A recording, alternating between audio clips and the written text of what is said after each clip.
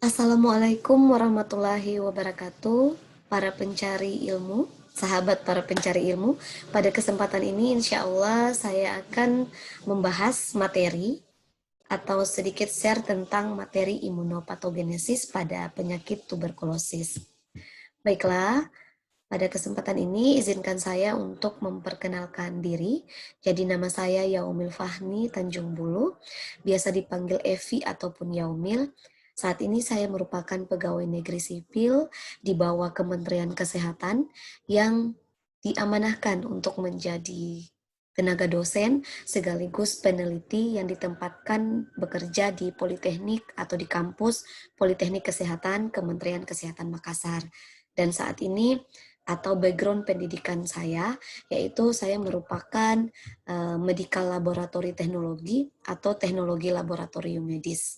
Baiklah, pada kesempatan ini, sebelum saya lebih lanjut membahas lebih spesifik mengenai bagaimana sih respon imunitas kita saat kita terpapar suatu patogen atau dalam hal ini terpapar Mycobacterium tuberculosis. Seperti apa sih mekanismenya?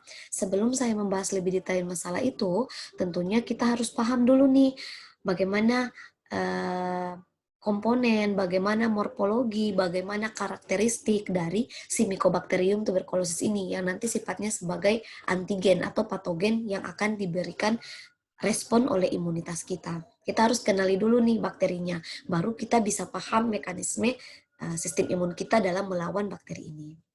Baiklah, dalam membahas Mycobacterium tuberculosis tentu kita tahu akan menyebabkan namanya tuberkulosis. Tuberkulosis ini merupakan suatu penyakit infeksi menular yang disebabkan oleh bakteri yang namanya Mycobacterium tuberculosis.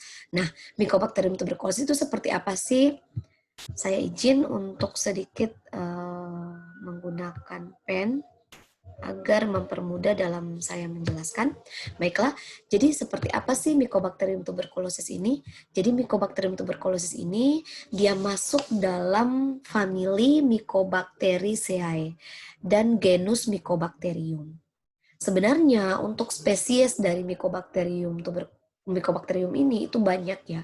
Ada banyak spesiesnya, ada Mycobacterium bovis, Mycobacterium africanum, dan lain sebagainya. Namun yang saat ini tercatat menginfeksi manusia, itu ada selain Mycobacterium tuberculosis, itu ada Mycobacterium leprae, kemudian Mycobacterium bovis yang dalam beberapa jurnal dikatakan bahwa Mycobacterium bovis itu dapat menyebabkan tuberkulosis paru pada manusia melalui manusia yang terkontaminasi atau mengkonsumsi bagian hasil dari hewan, misalnya air susu, kemudian daging dari hewan yang terkontaminasi dari Mycobacterium ini sendiri. Seperti misalnya pada sapi ataupun rusa, itu sudah ada beberapa jurnal yang menyatakan hal tersebut.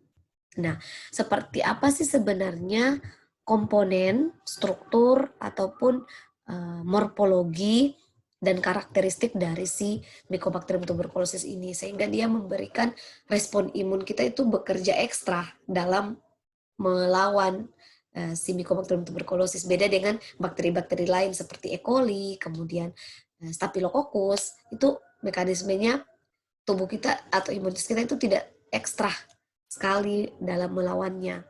Seperti pada Mycobacterium tuberculosis sampai membentuk yang namanya granuloma. Nah, apa sih strukturnya, apa sih komponen yang ada dalam dirinya? Nah, Mycobacterium tuberculosis ini, kalau kita lihat secara mikroskopik, jadi untuk bisa mengamati morfologi dari Mycobacterium tuberculosis ini, biasanya di laboratorium kita melakukan suatu pewarnaan namanya. Nah, Mycobacterium tuberculosis ini kalau kita warnai menggunakan pewarnaan khusus. Kenapa kita menggunakan pewarnaan khusus? Karena Mycobacterium tuberculosis ini sangat susah menyerap zat warna, sehingga dia tidak digolongkan sebagai bakteri gram positif ataupun gram negatif. Karena pewarnaan gram itu tidak bisa terserap oleh si Mycobacterium tuberculosis ini. Kenapa? Karena penyusun dinding sel dari Mycobacterium tuberculosis ini sangat kompleks. Jadi begitu kompleksnya sehingga zat warna itu susah masuk ke dalam. Apa sih yang terdiri dari dinding selnya? Jadi dinding sel dari Mycobacterium tuberculosis ini itu terdiri dari lipid, lemak, kemudian terdiri dari polipeptida. Polipeptida ini merupakan polimer yang tersusun dari beberapa peptida. Jadi satu atau dua peptida nanti akan membentuk suatu komponen yang namanya protein. Jadi dinding sel dari Mycobacterium tuberculosis ini terdiri dari lipid, lemak, kemudian terdiri dari protein, kemudian terdiri dari komponen kimia lainnya, misalnya peptidoglycan. Peptidoglycan ini merupakan polisakarida ya, yang terdiri dari dua susunan gula. Jadi dia terdiri dari lipid, kemudian polipeptida, kemudian peptidoglycan, kemudian ada juga arabinogalaktan. Kemudian komponen yang paling penting yang menyusun sekitar 40% dari komponen Mycobacterium tuberculosis ini adalah ini. Mycolic acid atau kita kenal dengan asam mikolat. Nah, asam mikolat ini yang sangat bertanggung jawab penting yang menjaga komponen dinding selnya sehingga dia sangat strong, sangat kuat. Nah, asam mikolat ini sebenarnya merupakan suatu asam lemak ya, suatu asam lemak yang sangat bertanggung jawab terhadap sifat tahan asam atau acid phase dari Mycobacterium tuberculosis. Sehingga Mycobacterium tuberculosis disebut sebagai bakteri yang tahan terhadap asam. Sehingga dia sangat kuat karena ada komponen asam lemak berupa asam mikolat yang menyusun dinding selnya seperti itu. Nah, kemudian dia bentuknya seperti apa sih? Bentuknya dia itu rod shaped atau basil. Kenapa kita bisa mengetahui bentuknya itu batang? Karena dilakukan pewarnaan. Untuk pewarnaan Mycobacterium tuberculosis itu dia spesifik atau pewarnaan khusus. Nah, kalau di laboratorium itu kita lakukan dengan menggunakan pewarnaan Zeltnelsen. Saya katakan sebelumnya bahwa Mycobacterium tuberculosis ini dia tidak bisa terwarnai dengan pewarnaan gram. Sehingga di laboratorium itu biasa kita melakukan pewarnaan khusus dengan salah satunya melakukan pewarnaan Zeltnelsen ataupun Kingion Gabet. Nah, dalam pewarnaan Zeltnelsen ini kenapa dia khusus? Jadi ini misalnya preparat nih. Ini preparat objek gelas. Di sini ada sampel sputum pasien suspek TB. Kemudian kita tetesi nih pewarna, zat warna. Nah, kalau pewarnaan kram kan kita hanya tetesi begini, kemudian dihitung berapa menit, kemudian dibilas. Nah, kalau pada pewarnaan Zeltnelsen itu kita lakukan pemanasan. Pemanasan dalam waktu tertentu atau dibakar di bawah objek gelas ini dalam waktu tertentu. Tujuan membakarnya adalah agar asam mikolat ini bisa mencair atau melarut. Karena biasa kalau kita di laboratorium asam mikolat ini kita sebut sebagai zat lilin. Jadi zat lilinnya ini bisa melarut sehingga zat warna yang kita warnai itu kita masukkan bisa masuk ke dalam membran sel dari bakteri ini. Sehingga bakteri ini dapat menyerap zat warna, setelah dingin pasti dinding sel ini kemudian dinding sel dari Mycobacterium ini akan tertutup kembali atau akan membentuk padat lagi sehingga dia tidak menerima zat warna. Tapi zat warna yang telah kita masukkan dalam pewarnaan Zeltnelsen ini akan sudah masuk ke dalam membrannya sehingga bakteri ini sudah terwarnai. Sehingga kalau di mikroskop dia akan terlihat berwarna merah terang seperti ini. Nah, ini contoh bakteri Mycobacterium tuberculosis yang terwarnai menggunakan ZN. Jadi dia bentuknya basil, bisa lurus ataupun sedikit bengkok. Kemudian dalam pewarnaan Zeltnelsen dia tampak berwarna merah. Merah terang. Kenapa berwarna merah? Warna merah ini diberikan atau efek dari zat warna yang kita berikan. Zat warna ini yang membentuk bakteri ini menjadi warna merah agar kita mudah mengamati morfologinya. Nah, di situ berdasarkan zat warna ini maka diketahui bahwa bentuk dari Mycobacterium tuberculosis itu berbentuk batang. Jadi bakteri itu ada banyak bentuk, ada kokus, ada batang. Nah, dari sini kita bisa mengambil kesimpulan, dan ini bukan kesimpulan saya ya, dalam beberapa buku ataupun jurnal ilmiah menyatakan bahwa asam mikolat ini sangat berperan penting dalam impermeabilitas dari dinding sel Mycobacterium tuberculosis. Impermeabilitas ini dimaksudkan adalah waktu kita SMA kan kita belajar tentang 3 sifat dari membran sel. Ada sifatnya impermeable, semi permeable dengan permeable. Nah, yang dimaksud dengan impermeable yang dimiliki oleh si tuberkulosis ini atau Mycobacterium tuberculosis ini adalah di mana yang dimaksud dengan impermeable itu suatu keadaan di mana suatu zat yang berada di luar dari sel bakteri ini itu tidak dapat masuk ke dalam sel karena ada mekanisme penolakan dari sel bakteri ini. Jadi apapun zat dari luar yang ingin masuk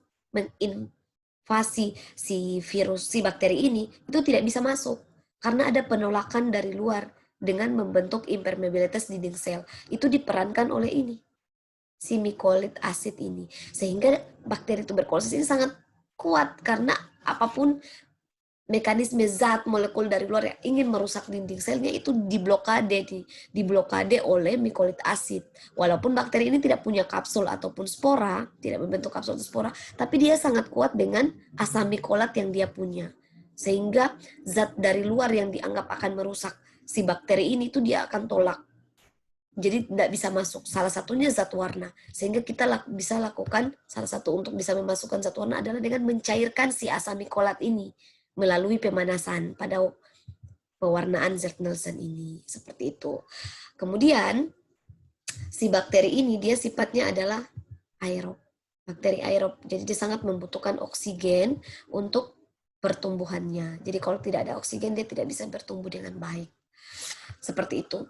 Nah, ini mungkin sedikit informasi saja bahwa sudah sebanyak 1,5 juta orang itu meninggal karena kasus tuberkulosis. Kemudian negara Indonesia dari data WHO itu masuk sebagai peringkat kedua di dunia bersama dengan Tiongkok di dunia sebagai penderita negara terbanyak jumlah kasus TB-nya.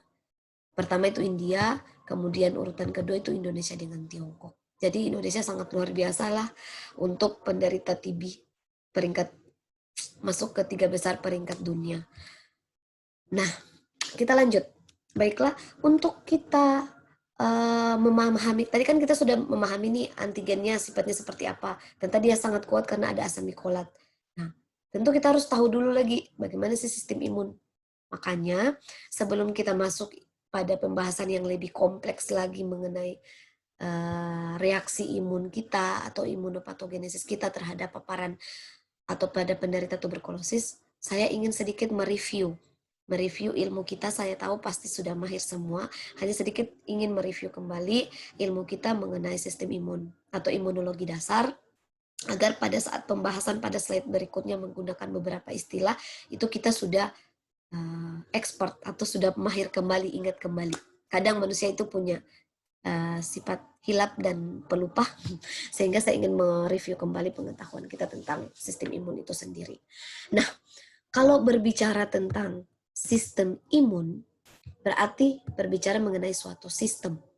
Sistem itu kalau kita dapat artikan itu merupakan suatu unsur yang secara teratur saling berkaitan antara satu unsur dengan unsur yang lain.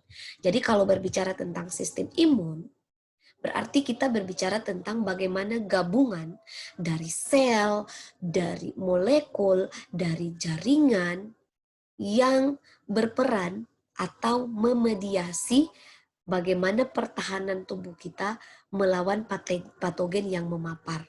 Namun di sini karena suatu sistem berarti molekul ataupun sel ataupun jaringan itu yang bertindak sebagai suatu sistem pertahanan itu tidak bekerja sendiri, tapi mereka bekerja sama atau saling bekerja sama untuk membentuk suatu kesatuan fungsional yang mana dalam kerjasama ini nanti akan bisa mengeliminasi patogen yang memapar tubuh kita.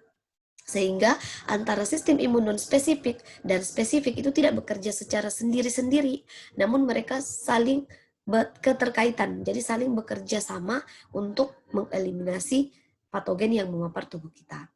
Nah, dalam sistem imun tentu kita mendengar istilah-istilah lain seperti imunitas, kemudian respon imun. Nah, itu kita harus tahu nih, imunitas itu apa? Kalau kita mendengar istilah imunitas, imunitas berarti resisten. Resisten atau kebal atau tahan terhadap patogen yang memapar tubuh kita. Itu imunitas. Jadi imunitas itu kebal, tahan, resisten terhadap paparan patogen. Sedangkan kalau respon imun, namanya saja respon, berarti reaksi. Reaksi dari apa? Reaksi dari koordinasi gabungan tadi. Sistem imun kita, sel, kemudian molekul, kemudian zat lain lah, atau bahan-bahan lain yang bekerja sama untuk melawan paparan patogen. Nah, itu kurang lebih tentang sistem imun. Nah, kenapa sistem imun, pembagian sistem imun ini yang saya tampilkan? Karena menurut saya pembagian sistem imun ini yang lebih mudah dipahami dan lebih terstruktur lah untuk kita bisa lebih mudah memahami imunologi dasar. Nah, ini merupakan pembagian sistem imun yang saya ambil dari buku Imunologi Dasar karya Karnain dan Iris, jadi dari FKUI yang edisi terbarunya ya, edisi 12 cetakan pertama tahun 2018. Nah, di sini dalam karya buku Imunologi Dasar Karnain dan Iris, di situ dia membagi sistem imun menjadi dua. Ada sistem imun non spesifik dan sistem imun spesifik. Saya bahas dulu sistem imun non spesifik. Nah, sebenarnya sistem imun non spesifik ini banyak istilahnya ya. Kalau kita membaca referensi ABAS misalnya atau referensi buku lain, itu kita biasa temukan kata innate immunity. Jadi sistem imun spesifik itu sama dengan innate immunity, sama dengan natural immunity atau imunitas alami, kemudian native immunity atau imunitas asli, itu sama. Jadi kalau baca referensi kemudian dapat istilah native immunity atau natural immunity atau innate immunity, itu sebenarnya sama dengan sistem imun non spesifik ya. Jadi kalau sedangkan sistem imun spesifik itu biasanya kita kenal dengan adaptive immunity atau sistem imun didapat itu, atau acquired immunity itu sama dengan sistem imun spesifik ya. Jadi itu istilah-istilah lain. Nah, kenapa dia dikatakan sebagai sistem imun non spesifik? Kenapa dia dikatakan sebagai sistem imun non spesifik? Dia dikatakan sebagai sistem imun non spesifik karena dalam melawan paparan patogen memang dia tidak spesifik, spesifik dalam artian apapun yang memapar, apapun komponen patogen yang memapar, itu dia langsung respon, dia langsung lawan. Entah itu komponennya karbohidrat, lipid, ataupun protein yang dia anggap itu sebagai benda asing, itu dia langsung respon. Jadi dia selalu siap merespon apapun yang memapar. Tapi dalam merespon itu, dia tidak spesifik. Tidak spesifik dalam artian, dia tidak bisa membedakan nih komponen protein, atau misalnya dia cuma tahu, oh ini protein, tapi dia tidak bisa membedakan proteinnya jenis apa, jenis leusin kah, jenis histidin kah, jenis metionin kah, itu dia tidak bisa bedakan. Beda dengan sistem imun spesifik, yang mampu membedakan komponen antigen sangat spesifik. Kalau sistem imun non spesifik, dia hanya bisa merespon dengan segera, merespon dengan cepat, tapi tidak spesifik membedakan komponen dari antigen itu. Dia hanya merespon melalui yang namanya PRR.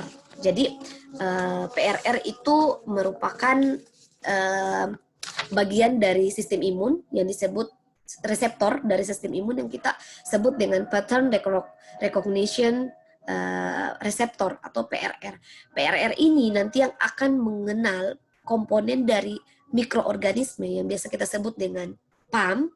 PAM itu singkatan dari Pathogen Associated Molecular Patterns. Jadi PAM ini yang akan dikenal oleh sistem imun kita melalui PRR agar dia bisa memberikan respon atau reaksi imunitas seperti itu. Nah, dalam sistem imun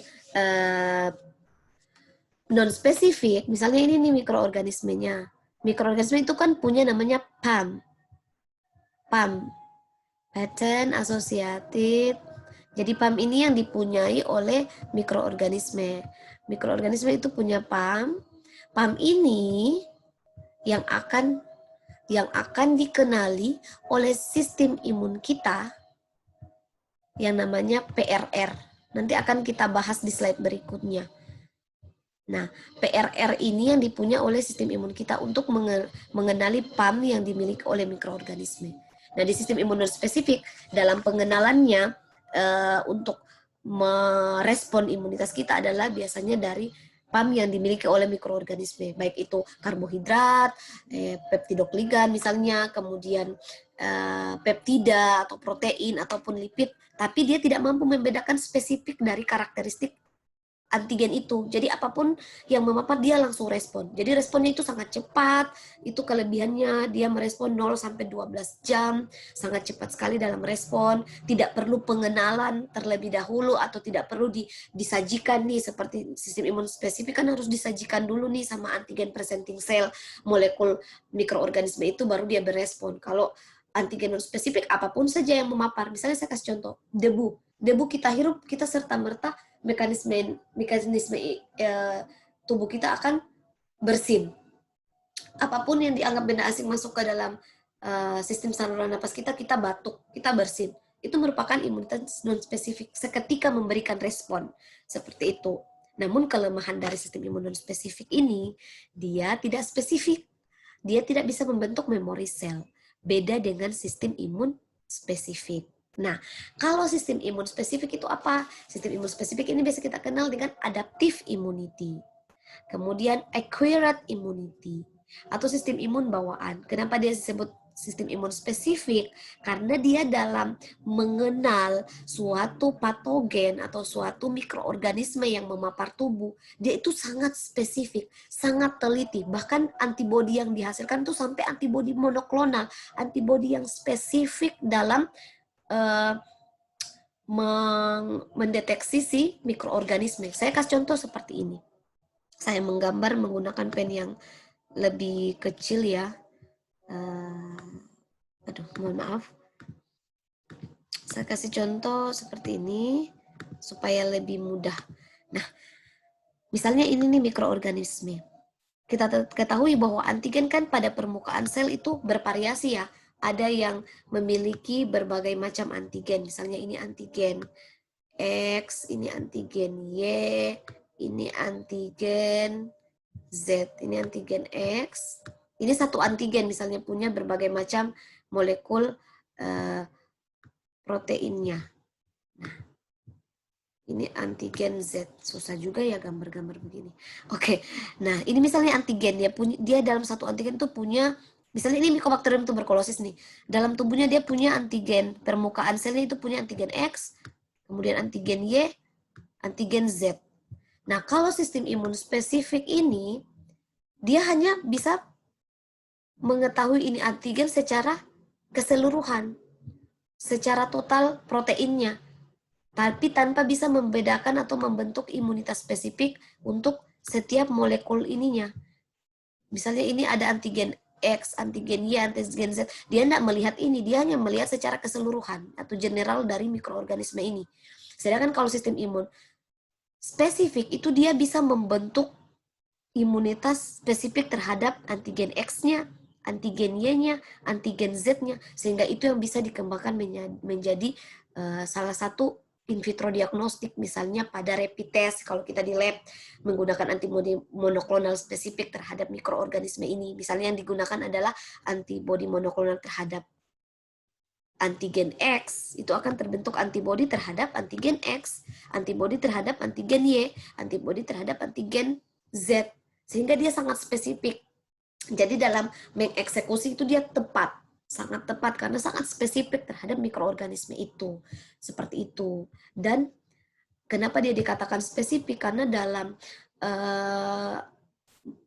meresponnya itu dia perlu atau melalui presentasi yang sangat panjang oleh antigen presenting cell.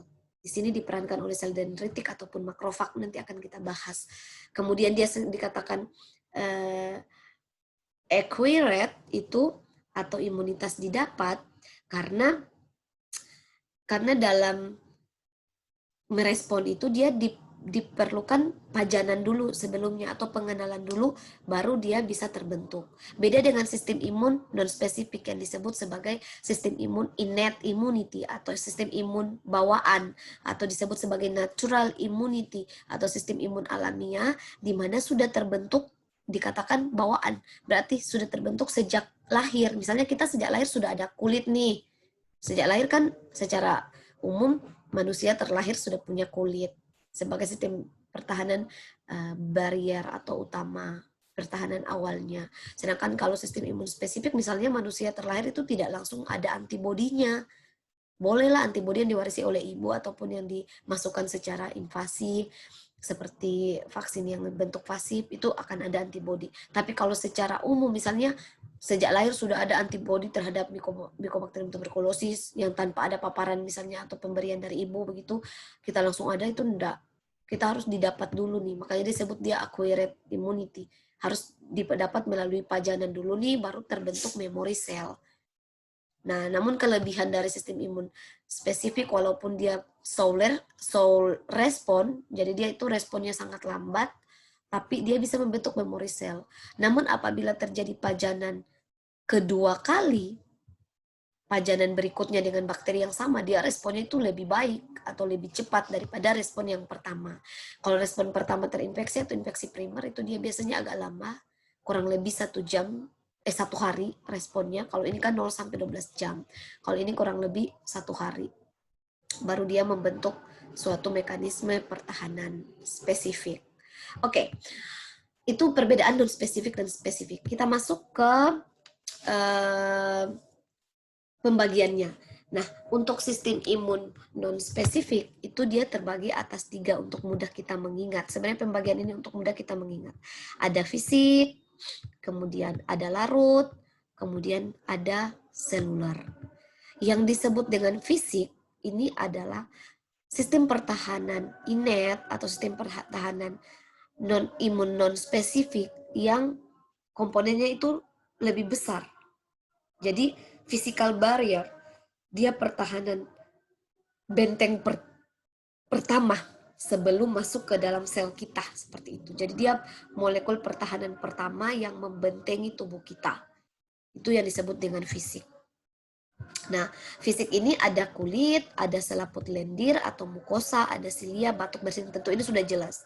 Sudah sangat jelas. Misalnya kulit nih, di kulit sekitar 3-4 juta itu mengandung namanya kelenjar keringat. Kelenjar keringat.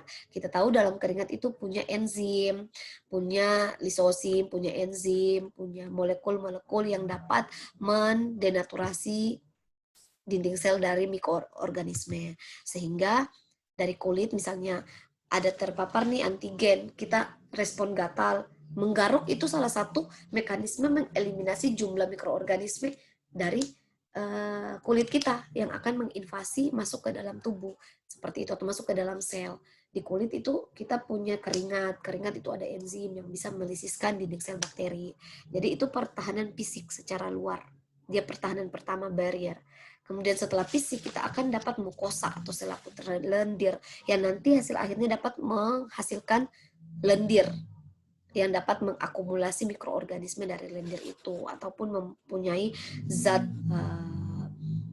antiviral ataupun antimikrobial yang dapat mengeliminasi bakteri itu. Nah, untuk selaput lendir atau mukosa ini itu kita pernah dengar, mungkin saya mengembalikan pengetahuan kita, di mukosa itu ada namanya mucosal associated lymphoid tissue atau MALT. MALT ini merupakan jaringan limfoid yang ada di mukosa atau yang berhubungan dengan mukosa, ada di berbagai lokasi seperti itu. Nah, ini di dalam MALT ini atau mucosa associated lymphoid tissue di jaringan MALT ini itu banyak sistem imun di dalam. Ada limfosit dan sel antigen presenting cell. Sehingga kalau ada mikroorganisme nih lewat dari kulit kita masuk ke dalam membran mukosa atau selaput lendir. Di situ banyak nih di jaringannya banyak sekali limfoid tissue. Jadi kalau kita berbicara tentang mukosa itu kita ingat bahwa jenis-jenis jaringan limfoid dalam tubuh kita itu kan banyak nih, ada organ limfoid primer misalnya di bone marrow, di sumsum tulang, di timus itu banyak limfosit, kemudian ada organ limfoid sekunder kayak di limpa atau di spleen, kemudian di limfonodus, kemudian di jaringan lainnya, salah satunya di sistem imun mukosa atau di kelenjar mukus, itu punya banyak limfosit di dalam sama antigen presenting cell yang nanti akan memberikan perlawanan lokal atau imunitas lokal di tempat kelenjar mukosa itu terinfeksi. Jadi kelenjar mukosa itu banyak ya dalam tubuh kita. Jadi ada di gastrointestinal atau di saluran pencernaan, kemudian ada di saluran napas atau respiratoris, kemudian ada di orogenital, ada di mamai, ada di kulit, itu banyak kelenjar mukosa yang kita sebut dengan MALT. Nah, MALT ini atau mukosa associated lymphoid tissue yang banyak, yang di dalam MALT ini banyak limfosit dan antigen presenting cell yang nanti akan merekrut sistem imun kita ke wilayah infeksi, itu kalau dia di gastrointestinal atau di saluran cerna kita sebut dengan GALT atau Gold Associated Lymphoid Tissue. Kalau dia berada di saluran pernapasan atau respiratoris, itu ada terbagi. Ada yang kita kenal dengan NALT atau Nose Associated Lymphoid Tissue atau Nasal Associated Lymphoid Tissue, kemudian ada LALT atau Laring Associated Lymphoid Tissue. Jadi di laring itu punya kelenjar limfoid. Kemudian di bronkus juga ada bronchius associated lymphoid tissue atau kita kenal dengan BALT. Di bronkus juga punya kelenjar mukosa yang di dalamnya ada limfosit dan antigen presenting cell yang bekerja secara lokal. Sehingga antibodi yang dihasilkan misalnya di kelenjar mukosa itu kita kenal dengan misalnya IgA. Imunoglobulin A kan banyak di kelenjar mukosa nih, disekresi di kelenjar mukosa. Tapi sifatnya di sini misalnya IgA sekretori. Jadi dia antibodi lokal yang ada di kelenjar mukosa itu. Yang diproduksi secara lokal oleh kelenjar mukosa. Jadi kelenjar mukosa itu punya fungsi banyak sekali. Salah satunya adalah dia melindungi membran mukosa dari invasi yang disebabkan oleh patogen sehingga tidak bisa membentuk kolonisasi. Kolonisasi itu kumpulan-kumpulan koloni, gabungan dari patogen yang menginfeksi atau menginvasi kelenjar mukosa itu sehingga bisa masuk ke dalam intraseluler atau ke dalam sel kita. Itu dihambat oleh kelenjar selaput lendir. Dengan apa yang dia bentuk? Nah, kelenjar selaput lendir ini akan membentuk yang namanya nanti misalnya sel goblet nih, nanti akan kita bahas di slide berikutnya. Sel goblet di beberapa kelenjar mukosa dia akan menghasilkan lendir. Lendir-lendir misalnya, makanya lendir kan ada di hidung. Kalau kita flu bersin keluar lendir. Nah, itu hasil dari kelenjar limfoid mukosa kita di jaringan kita. Tujuannya apa? Untuk kalau kita hasilkan lendir itu kita mau keluarkan misalnya di hidung, mohon maaf ada ingus nih, kita flu beringus kita keluarkan. Nah, itu kan mengeliminasi jumlah banyaknya patogen yang masuk itu salah satu, misalnya masuk 1000, kita keluarkan melalui selaput lendir, keluar 100 nih, berarti yang mau masuk ke dalam tubuh berkurang jumlahnya. Jadi dia akan mengakumulasi mikroorganisme, membuat kolonisasi, dia akan mengakumulasi sehingga mikroorganisme itu terperangkap. Ada namanya mikrofili, nanti akan kita lihat di slide berikutnya, pembahasannya mikrofili itu yang nanti akan menjebak istilahnya mikroorganisme di sel goblet atau di sel mukosa kita sehingga dia terakumulasi kemudian disintesis lendir itu akan menangkap mikroorganisme dan akan dikeluarkan ke luar dari tubuh seperti itu imunitas barrier kita. Setelah itu apa? Silia ini fungsinya apa? Silia ini fungsinya adalah menyapu seperti sapu nih. Kalau kita di rumah, kalau kotor rumah kan kita sapu nih kotorannya agar bersih nih rumah. Nah, silia ini berupa rambut-rambut, dia tujuannya menyapu. Makanya kalau di hidung kita itu punya bulu-bulu hidung, itu jangan dicabut. Walaupun gondrong misalnya. Karena bulu-bulu hidung itu mekanisme sistem imun yang menjebak nih patogen atau molekul-molekul yang dianggap benda asing agar tidak terus masuk ke saluran napas kita, dijebak oleh bulu-bulu ataupun silia-silia, bulu-bulu halus yang ada di permukaan membran. Itu tujuannya adalah menyapu antigen agar tidak terus masuk menginvasi sampai ke dalam sel kita, seperti itu. Kemudian batuk. Respon bersin itu merupakan sistem imun, mekanisme sistem imun untuk mengeliminasi atau mengurangi jumlah patogen yang akan masuk ke dalam tubuh. Jadi kalau mau batuk, mau bersin, batuk saja, bersin saja, walaupun di tempat umum, lanjutkan, tidak masalah, karena itu sistem imun kita. Hanya tentu punya etika-etika batuk dan etika-etika bersin. Jadi ketika batuk besar-besar dengan terbuka tanpa ditutup pakai tisu misalnya, sangat mengganggu lingkungan umum. Nah, itu respon imun fisik. Semoga kita bisa paham dengan penjelasan saya. Kemudian larut. Kenapa dia larut? Ya, karena dia merupakan cairan. Cairan yang larut, larut di mana? Larut di dalam tubuh kita. Nah, biasanya yang larut-larut ini, yang ini nih, itu dihasilkan oleh ini, kebanyakan. Yang larut-larut ini dihasilkan oleh fisik, atau dihasilkan oleh physical barrier. Nah, larut ini untuk di buku imunologi Karnain ini dan Iris itu dibagi menjadi dua. Ada biokimia, ada yang humoral. Kalau yang biokimia itu merupakan cairan kimia yang dihasilkan. Kalau humoral ini merupakan imunitas non spesifik yang memediasi atau yang dimediasi oleh makromolekul. Ini merupakan makromolekul yang bekerja secara ekstraseluler di cairan kita. Itu kalau humoral. Kalau biokimia itulah cairan kimia, larutan kimia. Salah satunya adalah lisosim. Nah, lisosim ini itu banyak ditemukan di keringat. Makanya saya bilang di kulit nanti menghasilkan keringat. Keringat ada kandungan lisosim. Lisosim bisa merusak dinding sel bakteri. Kemudian di air ludah ada lisosim. Kemudian di air mata, di ASI itu ada lisosim.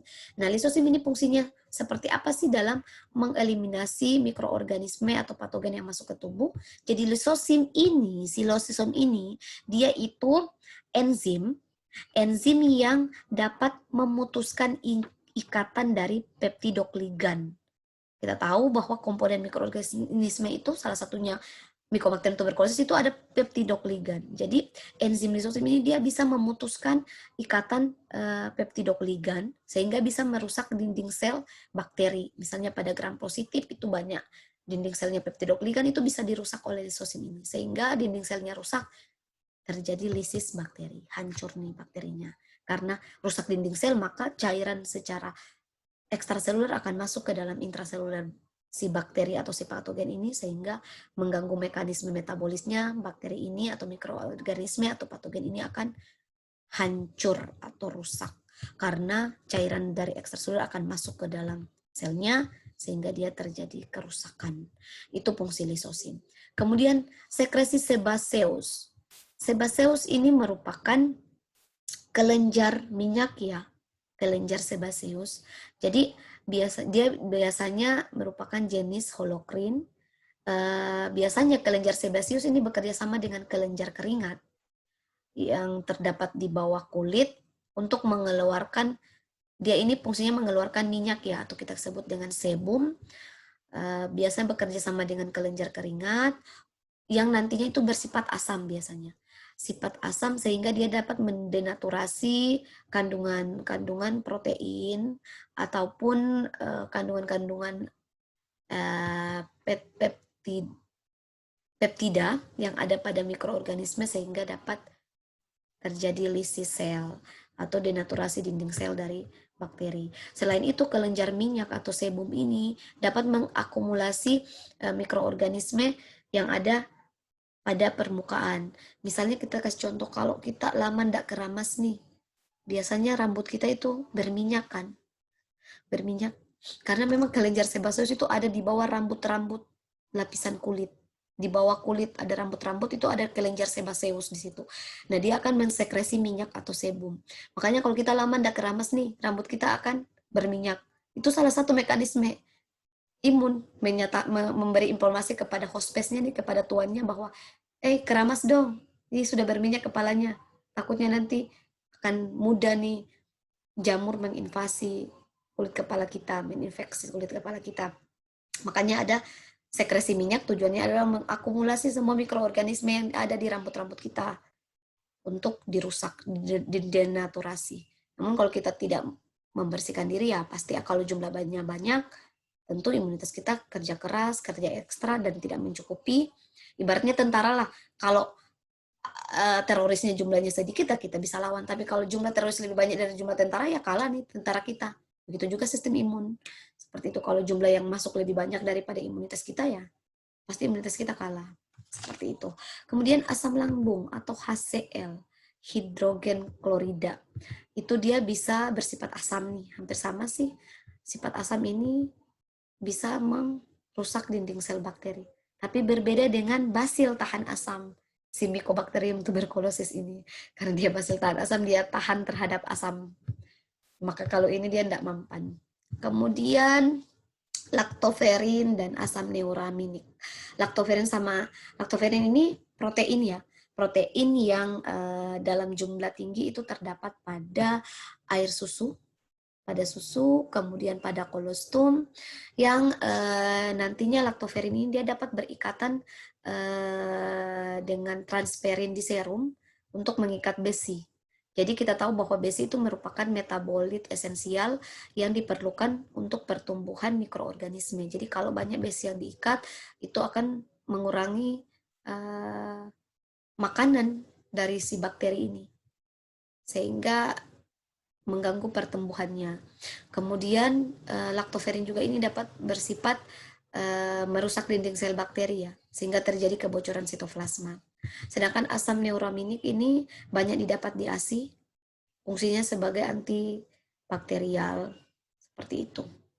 Jadi itu kurang lebih kalau biokimia. Kemudian untuk humoral ini komplemen. Komplemen ini siapa sih yang tidak tahu komplemen? Jadi komplemen ini kalau menurut beberapa buku dan menurut saya simpulkan dari beberapa buku, komplemen ini merupakan suatu sistem yang terdiri dari sejumlah protein yang berperan dalam mempertahankan tubuh kita dari patogen. Jadi dia merupakan sistem. Kenapa saya sebut sistem? Karena komplemen ini dia dalam melakukan suatu kerja itu dia membentuk suatu jalur atau kaskade. Apa istilahnya bahasa Inggris, cascade atau kaskade lah bahasa Indonesia, membentuk suatu jalur. Jadi satu komplemen diaktifasi oleh komplemen lain. Jadi untuk mengaktifasi suatu komplemen harus komplemen satu nih yang mengaktifasi komplemen lain supaya dia teraktivasi. Jadi sama seperti jalur proses hemostasis. Jadi satu jalur, satu faktor nih diaktifasi oleh faktor sebelumnya. Nah, begitu juga komplemen. Komplemen ini diaktifasi oleh satu komplemen diaktifasi oleh komplemen yang lain.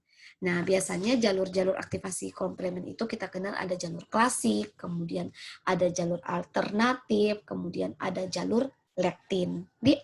Nah, sebenarnya fungsi umum dari komplemen ini sebenarnya dari aktivasi jalur-jalur komplemen ini itu dia untuk inflamasi. Misalnya jalur komplemen 3B, C3B itu mengaktifasi inflamasi untuk opsonin, fagositosis. Kemudian ada C5 sampai C7 itu untuk kemoktasis.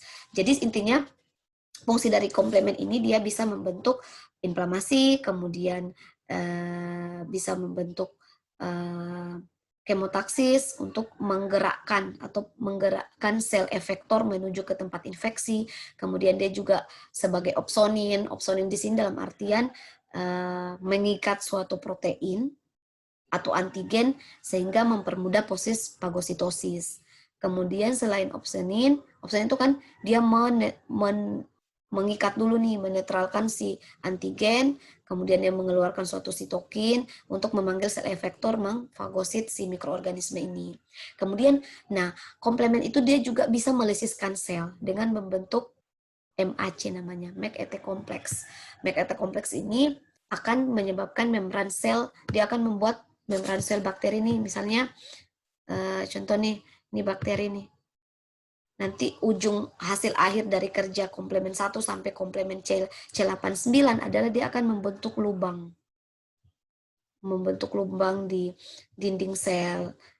Si bakteri ini membentuk McET kompleks sehingga terjadi kebocoran dinding sel bakteri, sehingga lisis nih sel dengan komplemen ini.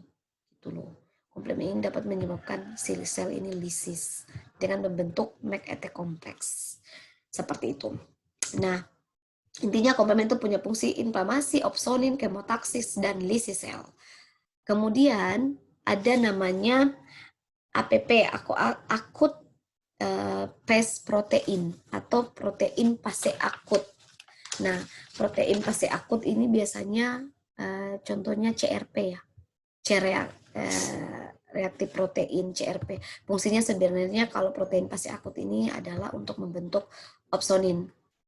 Dan ada beberapa fungsi dari CRP, misalnya mengaktifkan komplement agar bisa teraktivasi pada jalur klasik. Karena kita tahu tadi komplement kan punya jalur lektin, klasik, alternatif. Nah, CRP juga ini bisa mengaktifasi kerja komplement pada jalur klasik ya.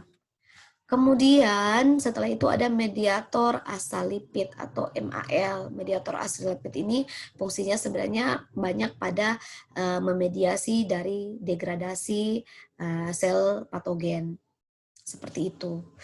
Kemudian setelah itu sitokin. Nah, sitokin ini yang sangat penting ya dalam dia berperan di imunitas atau sistem imun non spesifik dan sistem imun spesifik.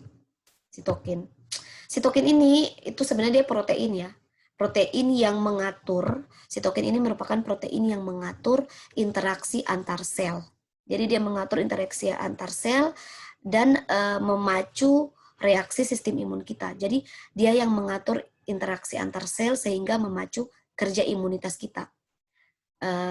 Atau istilah lebih mudahnya, lebih awamnya, persignalan sel lah. Jadi sitokin ini dia berfungsi sebagai protein yang mengatur persignalan setiap sel. Jadi dia ini merupakan istilahnya kalau di dunia nyata manusia kantor pos, bapak pos, dia yang mengantar informasi nih surat ke mana-mana untuk menjalankan suatu atau menyebarkan suatu informasi. Seperti itulah kerja sitokin. Dia persignalan lah di dalam sel.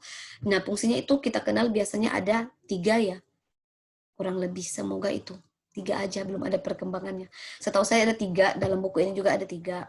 Yaitu ada autokrin, ada parakrin, ada endokrin. Kalau autokrin itu di mana ya sitokin ini dulu. Sitokin ini itu dihasilkan oleh sel-sel ya, sel-sel yang ada dalam tubuh kita, sel-sel imun, misalnya makrofag atau monosit, kemudian limfosit itu menghasilkan sitokin. Jadi sitokin itu dihasilkan oleh sel imunitas kita. Misalnya makrofag dapat menghasilkan interleukin, interleukin 2, interleukin apapun itu untuk persignalan di dalam sel. Nah, sitokin ini dihasilkan bisa sifatnya autokrin. Autokrin itu sel kita menghasilkan suatu molekul messenger atau molekul persinyalan untuk dirinya sendiri kalau autokrin. Jadi misalnya nih, proses apoptosis sel itu adalah salah satu sitokin yang dilepaskan oleh sel itu sendiri untuk memberi signal untuk selnya agar selnya membunuh dirinya sendiri atau apoptosis. Jadi autokrin itu messenger yang dilepaskan, persignalan molekul messenger yang dihasilkan oleh sel itu sendiri untuk selnya sendiri, autokrin, untuk selnya sendiri. Sedangkan parakrin adalah sitokin atau molekul messenger yang dihasilkan oleh suatu sel untuk sel yang lain atau sel di sebelahnya, untuk menarik sel di sebelahnya, misalnya pada proses kemotaksis misalnya.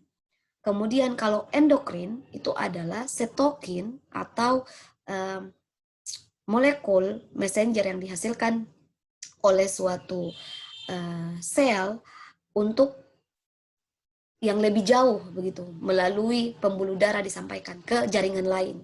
Seperti itu kalau endokrin. Oke, sudah paham sitokin itu? Jadi sitokin yang dihasilkan oleh sel dari sistem imun kita. Misalnya makrofag, limfosit itu menghasilkan sitokin berupa interferon, berupa interleukin, berupa TNF dan lain sebagainya. Jadi semoga larut bisa dipahami. Kita ke seluler. Seluler namanya juga sel. Berarti bentuknya adalah sel. Kalau ini bentuknya larutan molekul, kalau ini bentuknya lebih besar fisik. Kalau ini bentuknya sel. Di sini ada fagosit. Fagosit itu berarti menelan, memakan phagos. Fago, memakan sel yang memakan. Itu ada di bagian atas 2. Ada mononuklear. Mononuklear berarti nukleusnya 1. Misalnya monosit, ini masuk di sini nih. Mononuklear. Kemudian polimorfonuklear. Poli banyak, berarti banyak nukleusnya. Banyak lobus-lobus. Itu berarti seperti neutrofil. Sebenarnya ini masuk si basofil sama eosinofil, ini masuk di polimorfonuklear. Jadi polimorfonuklear ini jenis-jenis leukosit. Situ ada neutrofil, basofil, eosinofil. Itu sih yang masuk di sini. Nah, neutrofil.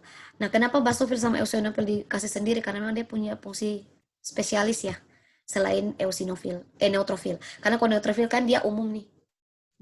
Dia paling banyak nih di dalam darah. Makanya kalau infeksi awal, itu pasti neutrofil yang bekerja duluan. Dia pertahanan seluler pertama. Kenapa? Karena jumlahnya banyak dalam darah. Dia masuk di polimorfonuklear neutrofil nih. Kemudian mononuklear itu monosit. Kemudian ada sel NK, natural killer atau pembunuh alami. Nah, pembunuh alami ini, natural killer, dia ini bisa langsung membunuh si sel sebagai sel efektor nih dia. Dia membunuh segala sel abnormal yang ada dalam tubuh. Entah itu sel yang sudah tua, yang sudah harus dimatikan, sel kanker yang dianggap abnormal, apapun itu yang abnormal, disikat sama natural killer atau pembunuh alami. Kemudian ada namanya sel mastosit cell. Mastosit cell ini merupakan sel yang memiliki banyak granula ya, yang kaya akan granula. Granulanya ini kaya akan histamin. Makanya mastosit ini itu merupakan sel yang banyak untuk alergi karena dia kaya akan antihistamin ya. Dia berperan pada alergi. Begitu juga basofil. Basofil ini granula-granula warna ungu nih. Cuman sayang saya tidak tampilkan slide-nya. Jadi dia itu berupa sel seperti ini. Kemudian di dalamnya itu saya kurang jago menggambar seperti ini. Ini saya lebih ke eosinofil ya daripada basofil. Kalau basofil itu warna ungu, granulanya besar-besar sampai menutup lobusnya. Nih basofil. Kalau eosinofil kan granulnya agak lebih kecil, warna pink, merah jambu gitu loh. Kalau basofil dia ungu tua, menutup seperti ini. Nah itu nih basofil. Basofil perannya sebenarnya sama sih untuk alergi, kemudian keracunan timbal itu basofil banyak meningkat. Eosinofil hampir sama seperti ini, cuman granulnya dia agak lebih kecil, agak besar-besar tapi lebih besar basofil ya. Lebih halus itu neutrofil. Tapi warnanya itu kayak jingga, pink tua gitu jingga ya. Eosinofil itu perannya untuk parasit ya. Kalau cacing itu dia sangat spesialis untuk itu. Eosinofil itu parasit, kemudian pada alergen juga dia bisa terekspresi eosinofil. Nah, banyak sekali catatan-catatan saya.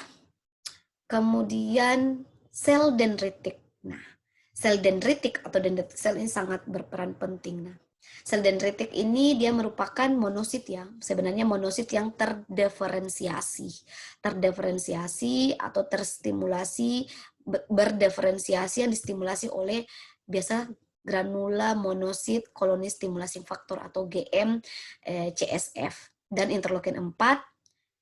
Dan sel dendritik ini merupakan antigen presenting cell. Jadi dia penyaji.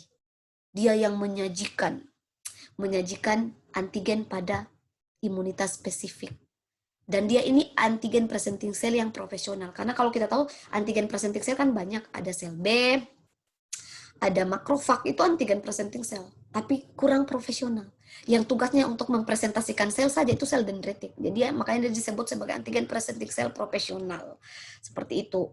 Nah, sel dendritik ini punya kemampuan mengikat antigen dan menyajikan potongan-potongan dari antigen protein dalam bentuk jadi misalnya ini nih supaya mudah. Ini sel dendritik.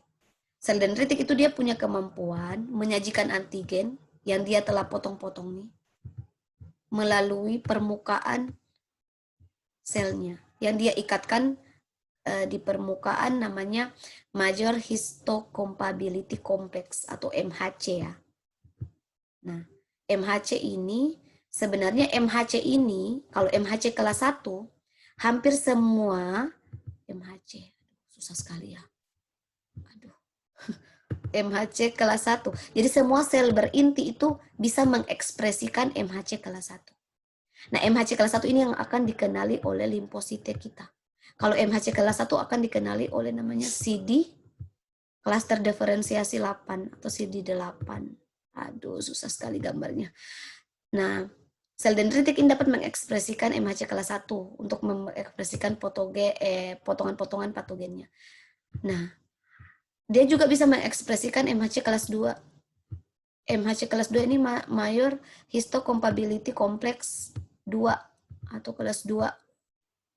MHC kelas 2 ini diperankan nanti akan berikatan dengan CD4 pada limfosit T. CD4 ini sel T helper ya. Diperankan oleh sel CD4 T helper atau T penolong. Sedangkan CD8, aduh susah sekali ya menggambar. CD8 itu diperankan oleh sel T sitotoksik. Oke, nanti perannya akan kita jelaskan.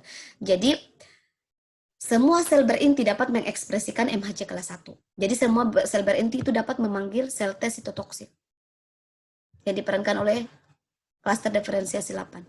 Sedangkan MHC kelas 2 itu dapat dihasilkan oleh semua sel antigen presenting cell. Seperti makrofag, sel dendritik itu bisa menghasilkan MHC kelas 2. Seperti itu. Jadi proses dari sel dendritik ini nanti antigen akan diikat oleh sel dendritik, kemudian akan ditelan ke dalam sitosol dan dihancurkan menjadi potongan-potongan peptida dan lain-lain, kemudian nanti akan diangkut ke permukaan sel yang saya katakan tadi. Diangkut ke permukaan sel, kemudian akan berikatan dengan kompleks MHC tadi, sehingga bisa dikenali oleh sistem imun spesifik kita. Nah, sebenarnya sel dendritik ini banyak macam ya, banyak namanya, tergantung dari lokasi jaringan tempat ia bermigrasi. Jadi ada dikenal dengan sel dendritik folikuler, kemudian ada dikenal dengan sel dendritik Langerhans, kemudian ada dikenal dengan sel dendritik interstisial. Itu tergantung dari jaringan limfoid. Tadi kan saya sudah jelaskan di awal bahwa jaringan limfoid itu banyak di banyak jaringan ya, di banyak sel. Di sini kita bisa lihat. Jadi ini yang disebut sel dendritik. Jadi dia berasal dari satu monosit yang terdiferensiasi ya. Monosit terdiferensiasi menjadi makrofag kalau di jaringan, kemudian dia juga bisa terdiferensiasi menjadi sel dendritik sebagai antigen presenting cell. Sebenarnya ini proses hematopoiesis. Ini sebenarnya merupakan proses hematopoiesis di mana stem cell berubah menjadi terdiferensiasi oleh interleukin 3 dan granulomonosit klonis stimulasi faktor menjadi myeloid stem cell, kemudian oleh interleukin 3 menjadi lymphoid stem cell yang bahkan menjadi limfosit dan kawan-kawan. Sedangkan myeloid nanti akan menjadi eritrosit, trombosit, tapi ini lebih ke hematologi. Saya mungkin lebih berfokus membahas sel dendritik. Bahwa dendritik itu berasal dari ini nih, monosit nih yang terdiferensiasi. Nah ini bisa kita lihat nih, asal-asal dari sistem imun. Kalau di bone marrow, itu stem cell, kemudian menjadi progenitor limfoid dan progenitor myeloid. Dari progenitor limfoid tentunya akan menjadi pada pembuluh darah, dia akan menjadi sel B, sel T, sel natural killer. Namun nanti akan terjadi pematangan di, kalau sel B pematangannya di, namanya B, berarti bone marrow. Kalau sel T di timus, itu namanya sel T. Kemudian natural killer. Nah, sedangkan sel dendritik ini, dia kalau di pembuluh darah masih sifatnya imatur ya, belum matang. Sel dendritik itu belum matang juga di jaringan. Dia matang nanti di lymphonodes atau di kelenjar lymphonodes untuk mempresentasikan pada sel efektor. Dalam artian di sini sel limfosit ya. Kemudian sel mas kalau dalam jaringan itu dia masih bentuk prekursor ya. Dia aktif nanti, itu kalau di dalam peredaran darah sel mas masih dalam bentuk prekursor. Dia teraktivasi atau dia matur nanti sudah di jaringan. Ya kita kembali lagi, itu mungkin sekilas untuk sel dendritik. Nah, kita masuk ke dalam sistem imun spesifik. Nah, sistem imun spesifik itu dibagi atas dua. Ada humoral, ada seluler. Nah, humoral ini sendiri diperankan oleh yang namanya limfosit B. Humoral itu berarti molekul makromolekul yang bekerja secara ekstraseluler. Jadi kalau humoral itu dia berperan secara ekstraseluler, infeksi-infeksi patogen di luar sel. Secara ekstraseluler, dia tidak bisa masuk ke dalam sel. Nah, ekstraseluler diperankan oleh limfosit B. Sedangkan kalau intraseluler atau di dalam sel, seperti mikroorganisme, bakteri, ataupun virus yang bisa masuk ke dalam sel. Nah, Mycobacterium tuberculosis ini adalah dia intraseluler, di dalam sel. Makanya diperankan oleh limfosit T. Jadi limfosit T ini sangat berperan untuk mikroorganisme patogen yang menginfeksi secara intraseluler atau masuk ke dalam sel. Kalau sel B berperan secara ekstraseluler atau di luar sel. Nah, kita ke humoral dulu nih. sel B ini diperankan akan menghasilkan antibodi. Jadi sel B ini dia nantinya akan berproliferasi. Kalau dia diaktifasi, dia akan berproliferasi, memperbanyak diri. Kemudian dia akan berdiferensiasi menjadi namanya sel plasma.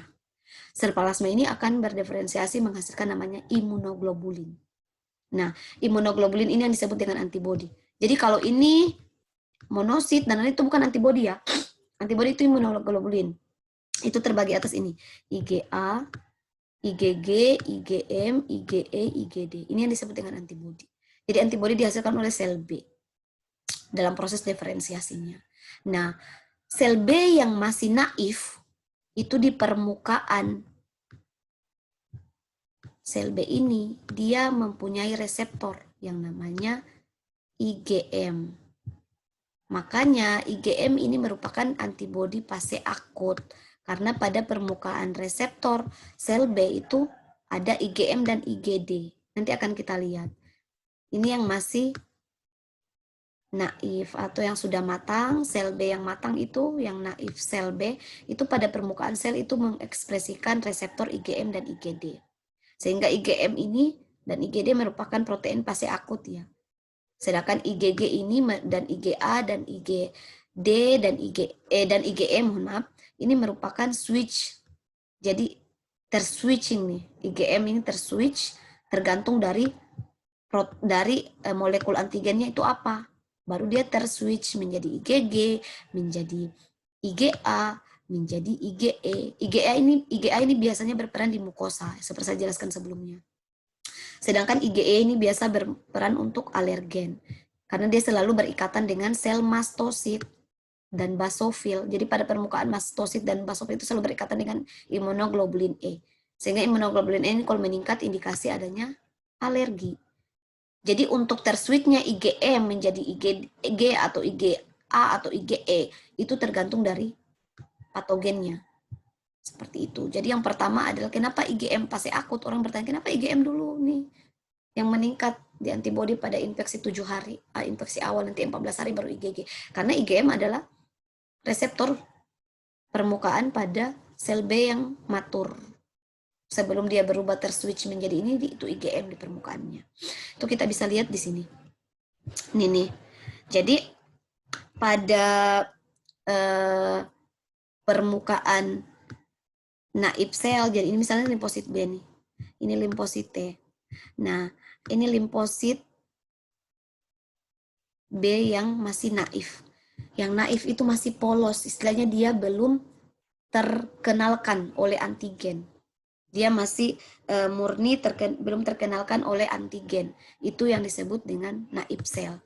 Jadi dia belum terpapar oleh antigen, dia masih polos nih.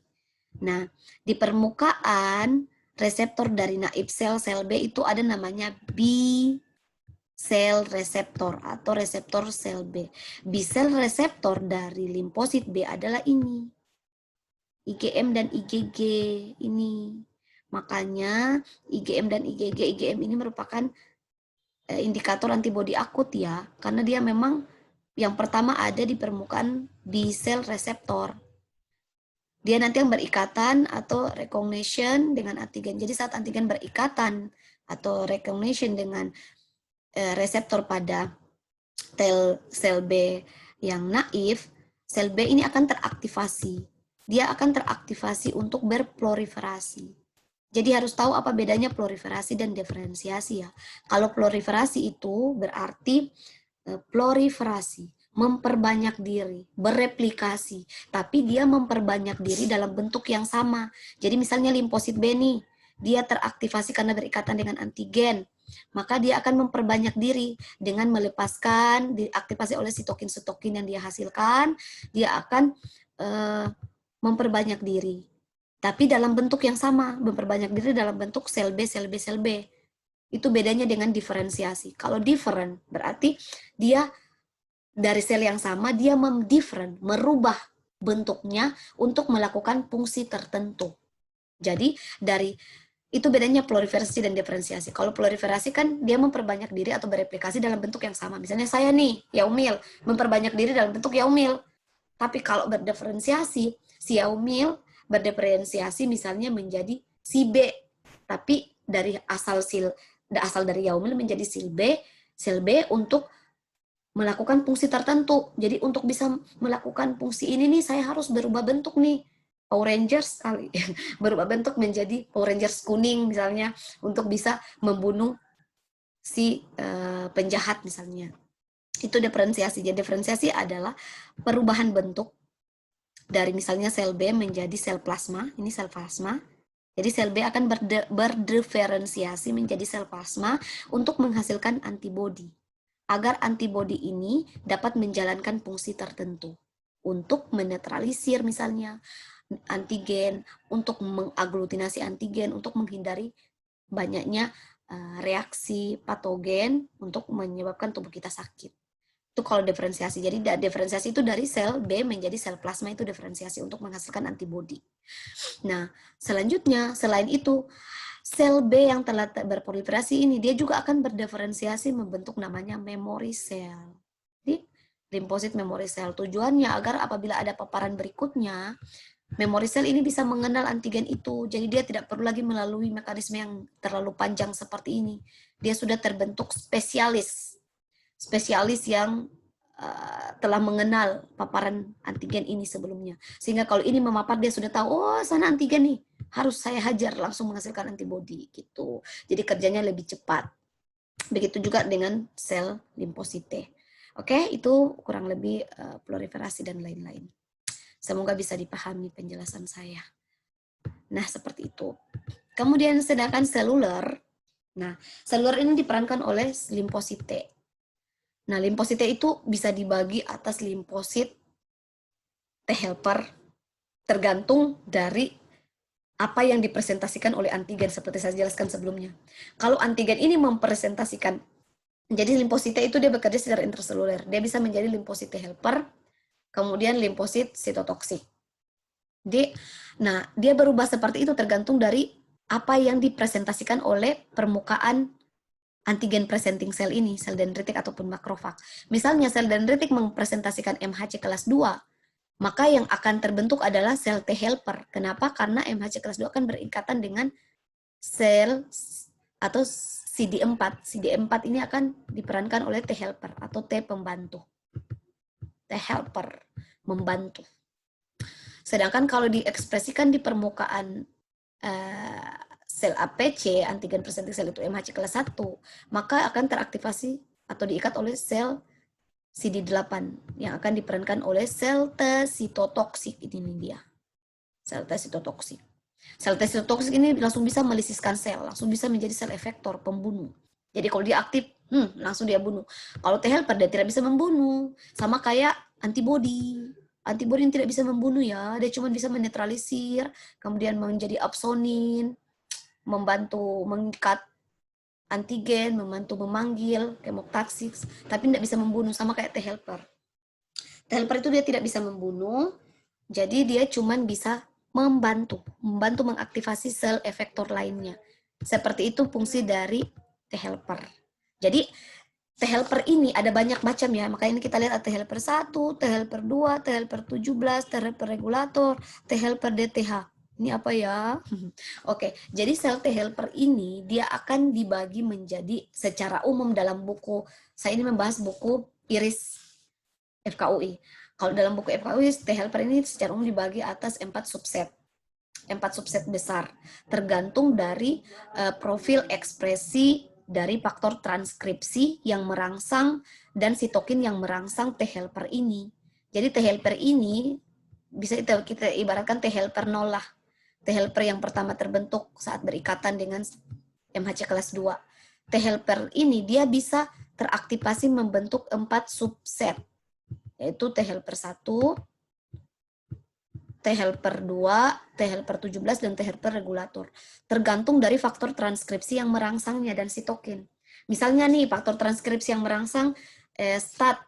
STAT itu kesingkatan dari Signal Transducer and Activator of Transcription. Jadi kalau misalnya suatu antigen presenting cell yang terpapar oleh mikroorganisme yang mengekspresikan MHC kelas 2 diikat oleh CD4, teraktivasi sel T helper. T helper ini tergantung apa yang mengaktifasinya, merangsangnya. Kalau yang merangsangnya itu merupakan stat 4, maka dan interleukin 12, maka akan teraktivasi T helper 1. Nah, T helper 1 ini fungsinya apa? Dia akan mensekresi namanya interferon gamma. Interferon gamma ini akan mengaktifasi kerja makrofag. Itu. Dia akan memanggil dan mengaktifasi kerja makrofag untuk membunuh. Karena T helper ini dia tidak bisa membunuh, hanya membantu. Kalau T helper 2, kalau misalnya pada saat teraktivasi CD4 kemudian yang terangsang adalah faktor transkripsi STAT6 dan GATA3, maka akan teraktivasi T helper 2. T helper 2 ini akan mengsekresi misalnya interleukin 4. Fungsinya T helper 2 adalah kalau interleukin 4 terekspresi akan membantu kerja sel B untuk menghasilkan antibodi. Jadi T helper 2 ini untuk mengerja sel B untuk menghasilkan antibodi. Sedangkan T helper 17 ini diaktifasi oleh STAT3, faktor transkripsi STAT3. Fungsinya apa? Kalau T helper 17 ini teraktivasi, dia akan menghasilkan berupa interleukin 17, interleukin 21, interleukin 22, TNF alpha yang akan berfungsi untuk merekrut atau chemokine merekrut mengaktifasi neutrofil. Atau T helper 17, interleukin 17 ini mengaktifasi neutrofil ya, kerja neutrofil. Kalau neutrofil ini dia sebagai efektor. Kemudian T-regulator. T-regulator ini bisa dikenal dengan T helper 3, T helper suppressor, T atau TS, TH3 atau TR atau Treg, itu T-regulator. Namanya saja regulator, berarti dia mengatur, meregulasi, mengatur kerja sistem imun agar sistem imun ini tidak bekerja secara berlebih. Kalau kerja imun berlebih, itu pasti akan menyebabkan inflamasi di banyak tempat, akan membuat cytokine storm misalnya, menyebabkan sel kita juga rusak seperti itu, sehingga dia diatur oleh T-regulasi. Regulasi ini T-regulator yang akan meregulasi kerja sistem imun agar tidak, dia yang menginhibisi, dia yang menstimulasi agar tidak berlebih kerja imun, agar tidak terjadi reaksi autoimun.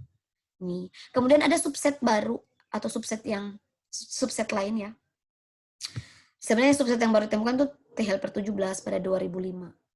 Namun ada juga sel T helper DTH. Ini merupakan sel T helper dari kelas 2, subsidi 4, yang fungsinya adalah untuk menekan pertumbuhan sel dengan melepas namanya MAF atau faktor pengaktifan makrofag.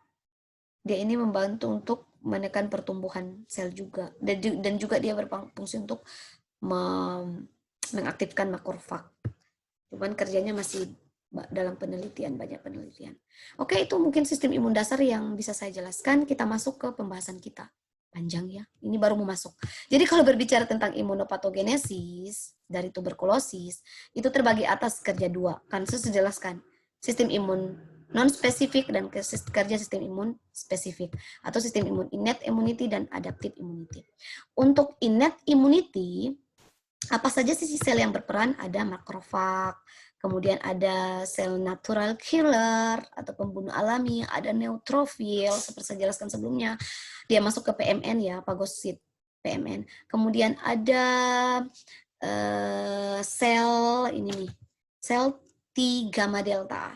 Atau sel T gamma delta ini merupakan sel T yang memiliki reseptor khusus ya. Karena kebanyakan sel T itu memiliki reseptor alpha beta. Kalau ini sel reseptor gamma delta. Dia ini komponennya sangat sedikit ya, sangat jarang untuk sel T. Cuman dia banyak di mana? Banyak di mukosa. Karena tadi kita membahas bahwa MALT atau mukosa itu dia bekerja secara lokal ya, imunitas lokal, makanya dia diproduksi oleh mukosa, banyak di mukosa nih. Kemudian ada katelisidin. Katelisidin ini merupakan suatu peptida ya, dia peptida antimikroba yang berperan dalam proses imunitas terhadap tuberkulosis.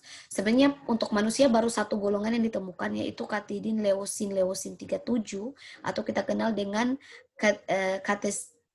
susah sebutnya, katelisidin LL37. Itu satu-satunya katelisidin pada manusia. Dia dapat diekspresikan oleh beberapa sel imun, khususnya neutrofil ya.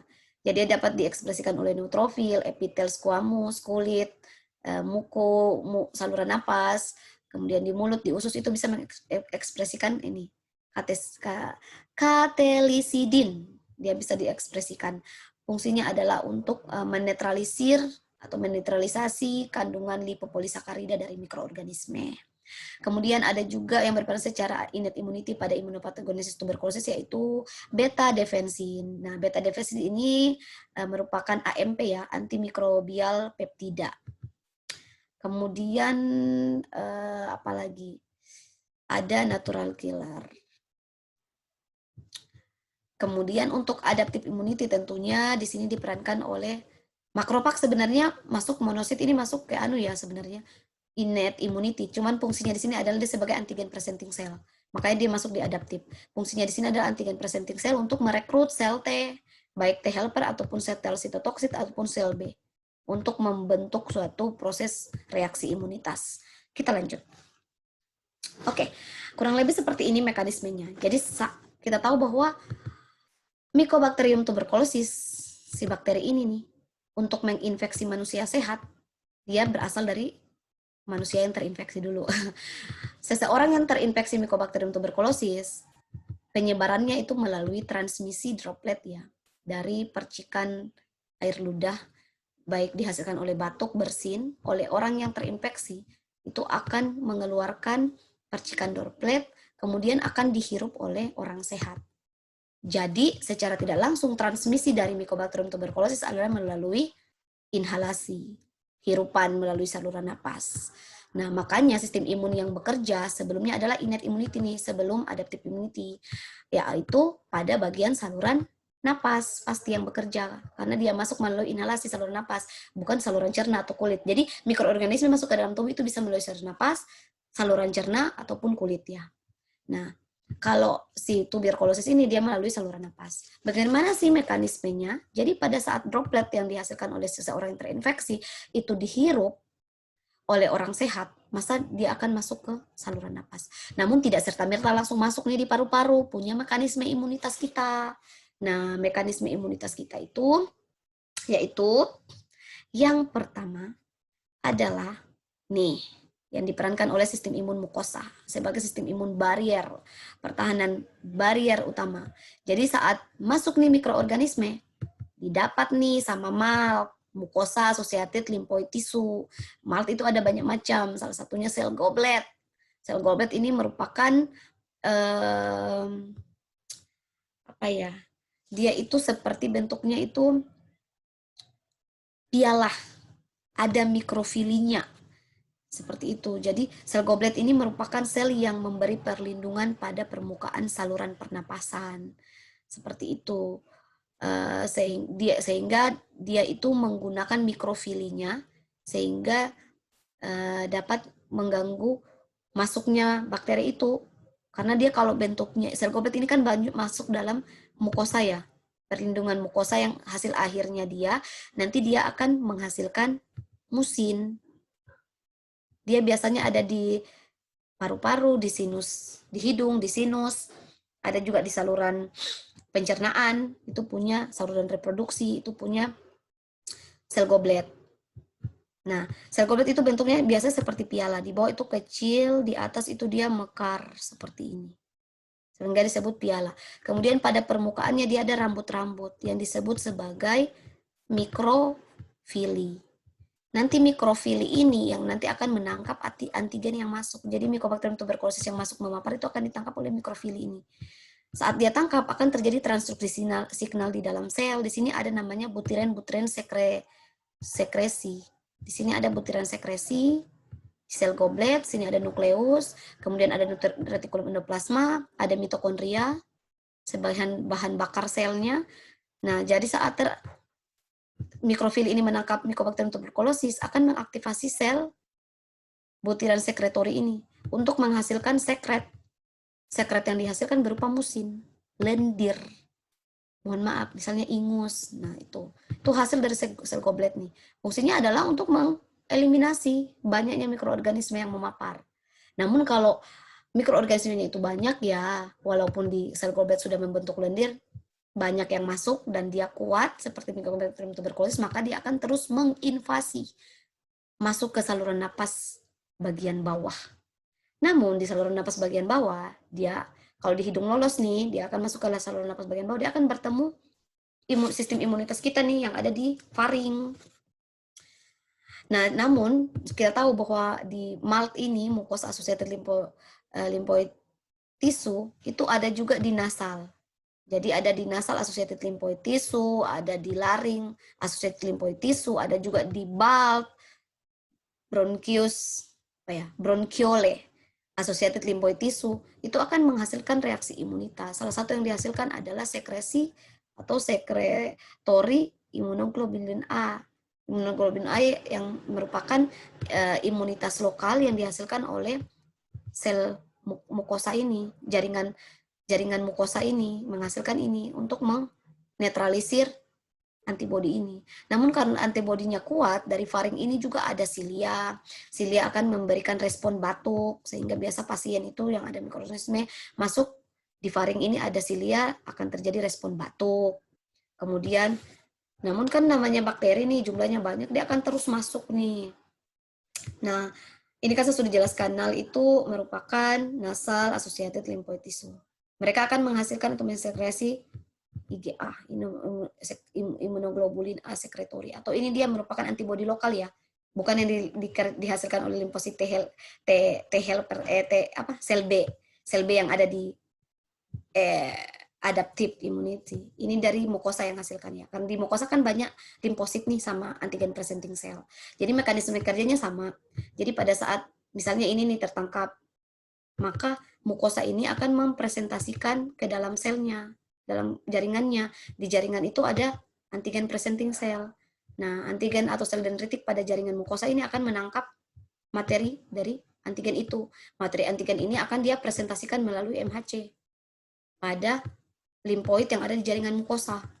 Limfosit yang ada di jaringan mukosa ini akan merespon tergantung dari MHC yang dia ekspresikan.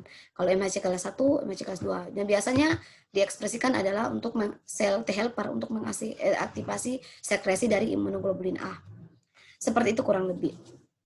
Nah, kemudian ini saya tidak terlalu jelaskan, intinya sama kerjanya, BALT-LAL itu sama kerjanya. Jadi diawali itu sebenarnya respon imun innate untuk Mycobacterium tuberculosis itu diawali dari MALT ini. MALT ini atau mukosa ini, di mana mukosa akan menangkap benda asing dan akan dia ikat, kemudian dia akan bawa ke ujung akhir dari kerja MALT 4 ini, dia akan bawa ke MALT, ini kan juga MALT nih, sel M ini merupakan MALT, namanya microfold atau sel M. Sel M yang nanti sel dari MALT ini, kerja ini nanti akan dia ikat dan dia akan bawa ke sel microfold. Sel microfold ini nantinya akan meneruskan ke sel dendritik. Kayak ini, dari sel M ini. Dia akan teruskan ke sel dendritik untuk mengaktifasi sel B, sel adaptif. Seperti itu. Nah, sel M ini punya kemampuan unik nih, dia mampu mengambil antigen pada permukaan melalui fagositosis, endositosis ataupun transitosis, atau kita kenal dengan sitopemsis. Seperti itu. Nah, sel M ini dia sama seperti antigen presenting cell, tapi dia bukan APC ya. Dia mampu mengekspresikan protein cathepsin atau captepsin yang sama seperti antigen presenting cell, tapi dia bukan antigen presenting cell nih. Sel M itu bukan antigen presenting cell. Dia masuk ke dalam mukosa. Jadi dia juga ada di saluran pencernaan, ada juga di saluran napas, itu punya sel M. Nah, sel M ini akan memiliki kantong. Jadi dia punya kantong-kantong yang diisi basolateral. Nanti akan mengenali antigen, kemudian melalui ekspresi reseptor permukaan dari sel M ini, ekspresornya itu reseptornya itu dari sel M ini di permukaan adalah glikoprotein 2 atau GP2 yang akan mendeteksi secara khusus dan mengikat bakteri ini. Nah, setelah dia ikat, dia akan bawa atau teruskan ke makrofag. Nah, Tentunya makrofag yang ada di alveolar. Tentunya kalau bakteri Mycobacterium tuberculosis itu kuat, dia mampu melawan sistem imun mukosa ini, dia akan terus masuk menginvasi lebih dalam ke dalam paru-paru. Nah, apa yang terjadi seperti ini. Saat sel mukosa kita sudah, sel M telah memberikan informasi ke ini nih, sel dendritik, sel makrofag, maka apa yang terjadi? Sel makrofag dan sel dendritik, makrofag ini kan banyak, ada di alveolus, ada di paru-paru namanya makrofag alveolar, ada di hati namanya sel cover, ada juga di otak, ada juga di osteoklas, di tulang. Jadi banyak jenis makrofag. Makrofag ada di semua jaringan ya. Kalau di paru-paru namanya makrofag alveolar. Nah, makrofag alveolar ini dan sel dendritik yang telah diteruskan nih Mycobacterium oleh si sel M ini tadi, maka ini Mycobacterium. Nah, Mycobacterium ini dia akan mempunyai, ada namanya, kita jelaskan di slide sebelumnya, ada namanya PAM. Dia akan membawa PAM. PAM itu Pathogen Associated Molecule Pattern. Sebenarnya manusia juga, sel host itu punya PAM juga yang akan dikenal oleh PRR, tapi namanya DAM atau Danger Associated Molecule Pattern. Nah, kalau bakteri itu namanya PAM. PAM ini yang akan dikenal oleh reseptor sel makrofag. Namanya PRR atau Pattern Recognition Receptor. Reseptor ini yang akan mengenal PAM dari tuberkulosis ini. Nah, saat mereka saling mengenal nih ini kerjanya ini saya besarkan ke sini ya. Ini makrofag dan sel dendritik yang ceritanya. Saat dia mengenal, maka akan terikat nih. Saat dia terikat, si bakteri ini akan masuk, karena dia Mycobacterium tuberculosis kan dia intraseluler nih, dia akan masuk ke dalam sel, menginfeksi dalam sel. Masuk ke dalam sel, tentu dalam sel kita itu punya imunitas yang namanya lisosom. Lisosom ini nanti lisosom ini akan melakukan suatu mekanisme yang namanya pagosom. Jadi lisosom ini punya banyak fungsi. Jadi dia ini bagian dari sel yang berfungsi untuk mencerna sel atau mengolah apapun komponen yang masuk dari luar di dalam sel yang tidak terpakai akan dia olah atau dia rusak. Sehingga lisosom ini akan memakan MTB ini, kemudian dia akan potong-potong, oleh enzim hidrolitik sehingga akan terpecah-pecah menjadi beberapa biomolekul. Nih, dia akan pecah-pecah. Dan dia akan keluarkan ke permukaan sel. Nanti akan dia ekspresikan. Nah, seperti itu. Jadi, saat masuk nih si Mycobacterium dengan berkaitan dengan reseptor, dia akan berfusi atau bergabung dengan lisosim. Berfusi akan di pagosom, kemudian pagosom ini akan menghasilkan, lisosim akan menghasilkan enzim hidrolitik, akan memotong-motong nih. Namun, sel akan lisis. Namun kita harus tahu bahwa si Mycobacterium tuberculosis ini dia punya mekanisme yang kuat. Jadi si bakteri TB ini dia dapat melepaskan protein yang dapat menginhibisi atau mengganggu proses perlekatan atau kerja lisosim dalam mempagosom si Mycobacterium ini. Jadi terkadang ada beberapa Mycobacterium itu yang bisa dengan protein dia bisa survive sehingga tidak bisa dihancurkan oleh lisosom yang ada di dalam intraseluler kita. Dia bisa survive, akhirnya dia bisa hidup dan berproliferasi dengan mudah di dalam sel kita. Seperti itu, karena apa? Banyak jurnal yang menyatakan bahwa Mycobacterium tuberculosis itu punya mekanisme bertahan di dalam sel hidup. Pertama, dia bisa menetralisasi pagosom dengan pH yang rendah. Kemudian dia juga bisa mengintervensi atau interferensi atau merusak. Interferensi itu berarti merusak fusi. Nah, itu mekanisme dari TBC, dia itu bisa merusak intervensi atau merusak fusi penggabungan.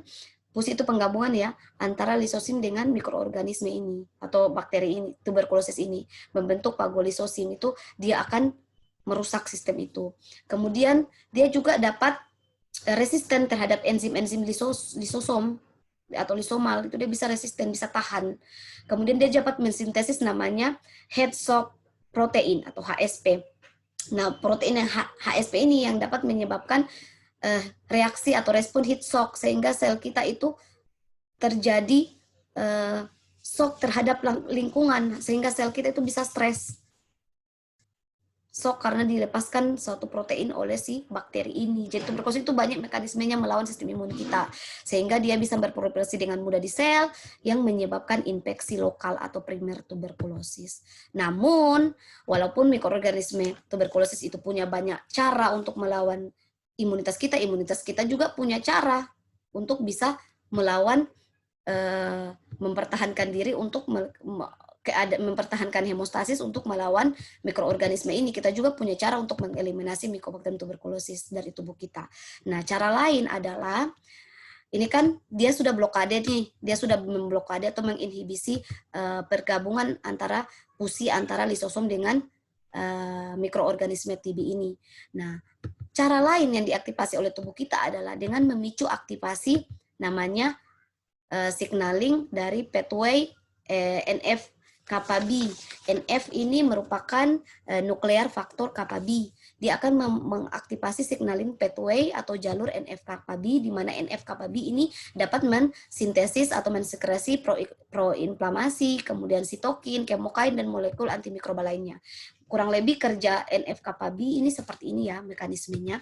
NF-kappa B itu merupakan faktor transkripsi ya, faktor transkripsi yang berperan dalam merespon patogen seluler atau merespon segala rangsangan. Ini saya kasih contoh, misalnya ini PRR, jadi harus kita tahu dulu PRR itu yang pattern recognition receptor itu punya banyak macam.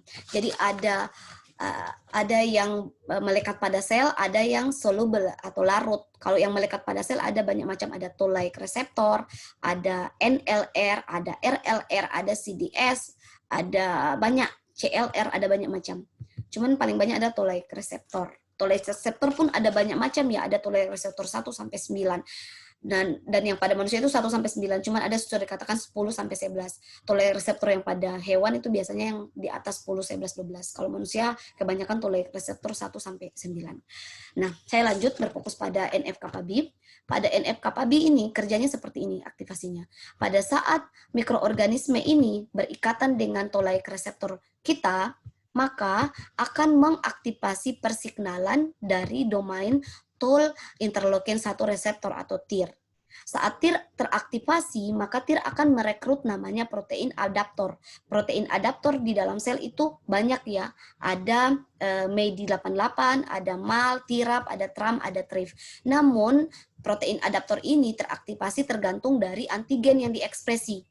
Kalau antigennya ini sifatnya misalnya protein, maka contoh nih, yang dihasilkan intinya reaksi perlekatan antara TRR dan mikroorganisme itu ingin memberikan respon inflamasi akut dan mensimulasi sistem imun adaptif. Jadi ada hasil output dari respon ini, atau respon ikatan ini akan membentuk respon imunitas.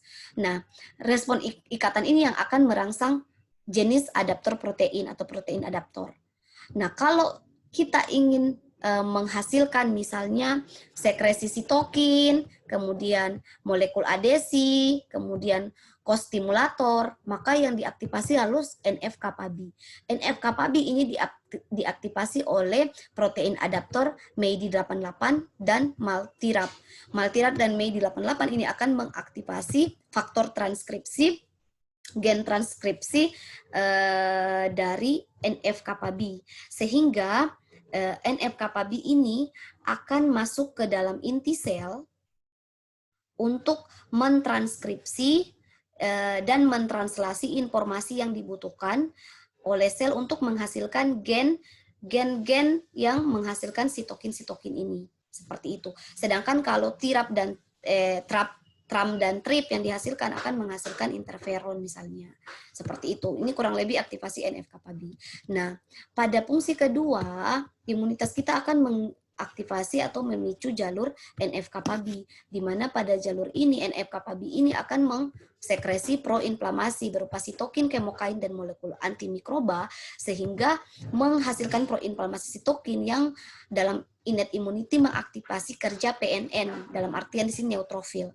Nanti neutrofil ini akan menghasilkan katelisidin dan beta defensin yang dihasilkan oleh neutrofil ini nanti akan berfungsi sebagai antimikrobial peptida yang nanti akan membunuh Mycobacterium tuberculosis ini. Dan selain itu, jalur MRKB ini akan mengaktifkan sel NK dan sel T gamma delta yang nantinya akan melepaskan sitotoxic faktor dan mensekresi interferon gamma yang nantinya akan memaksimalkan kerja makrofag untuk mengeliminasi Mycobacterium tuberculosis ini.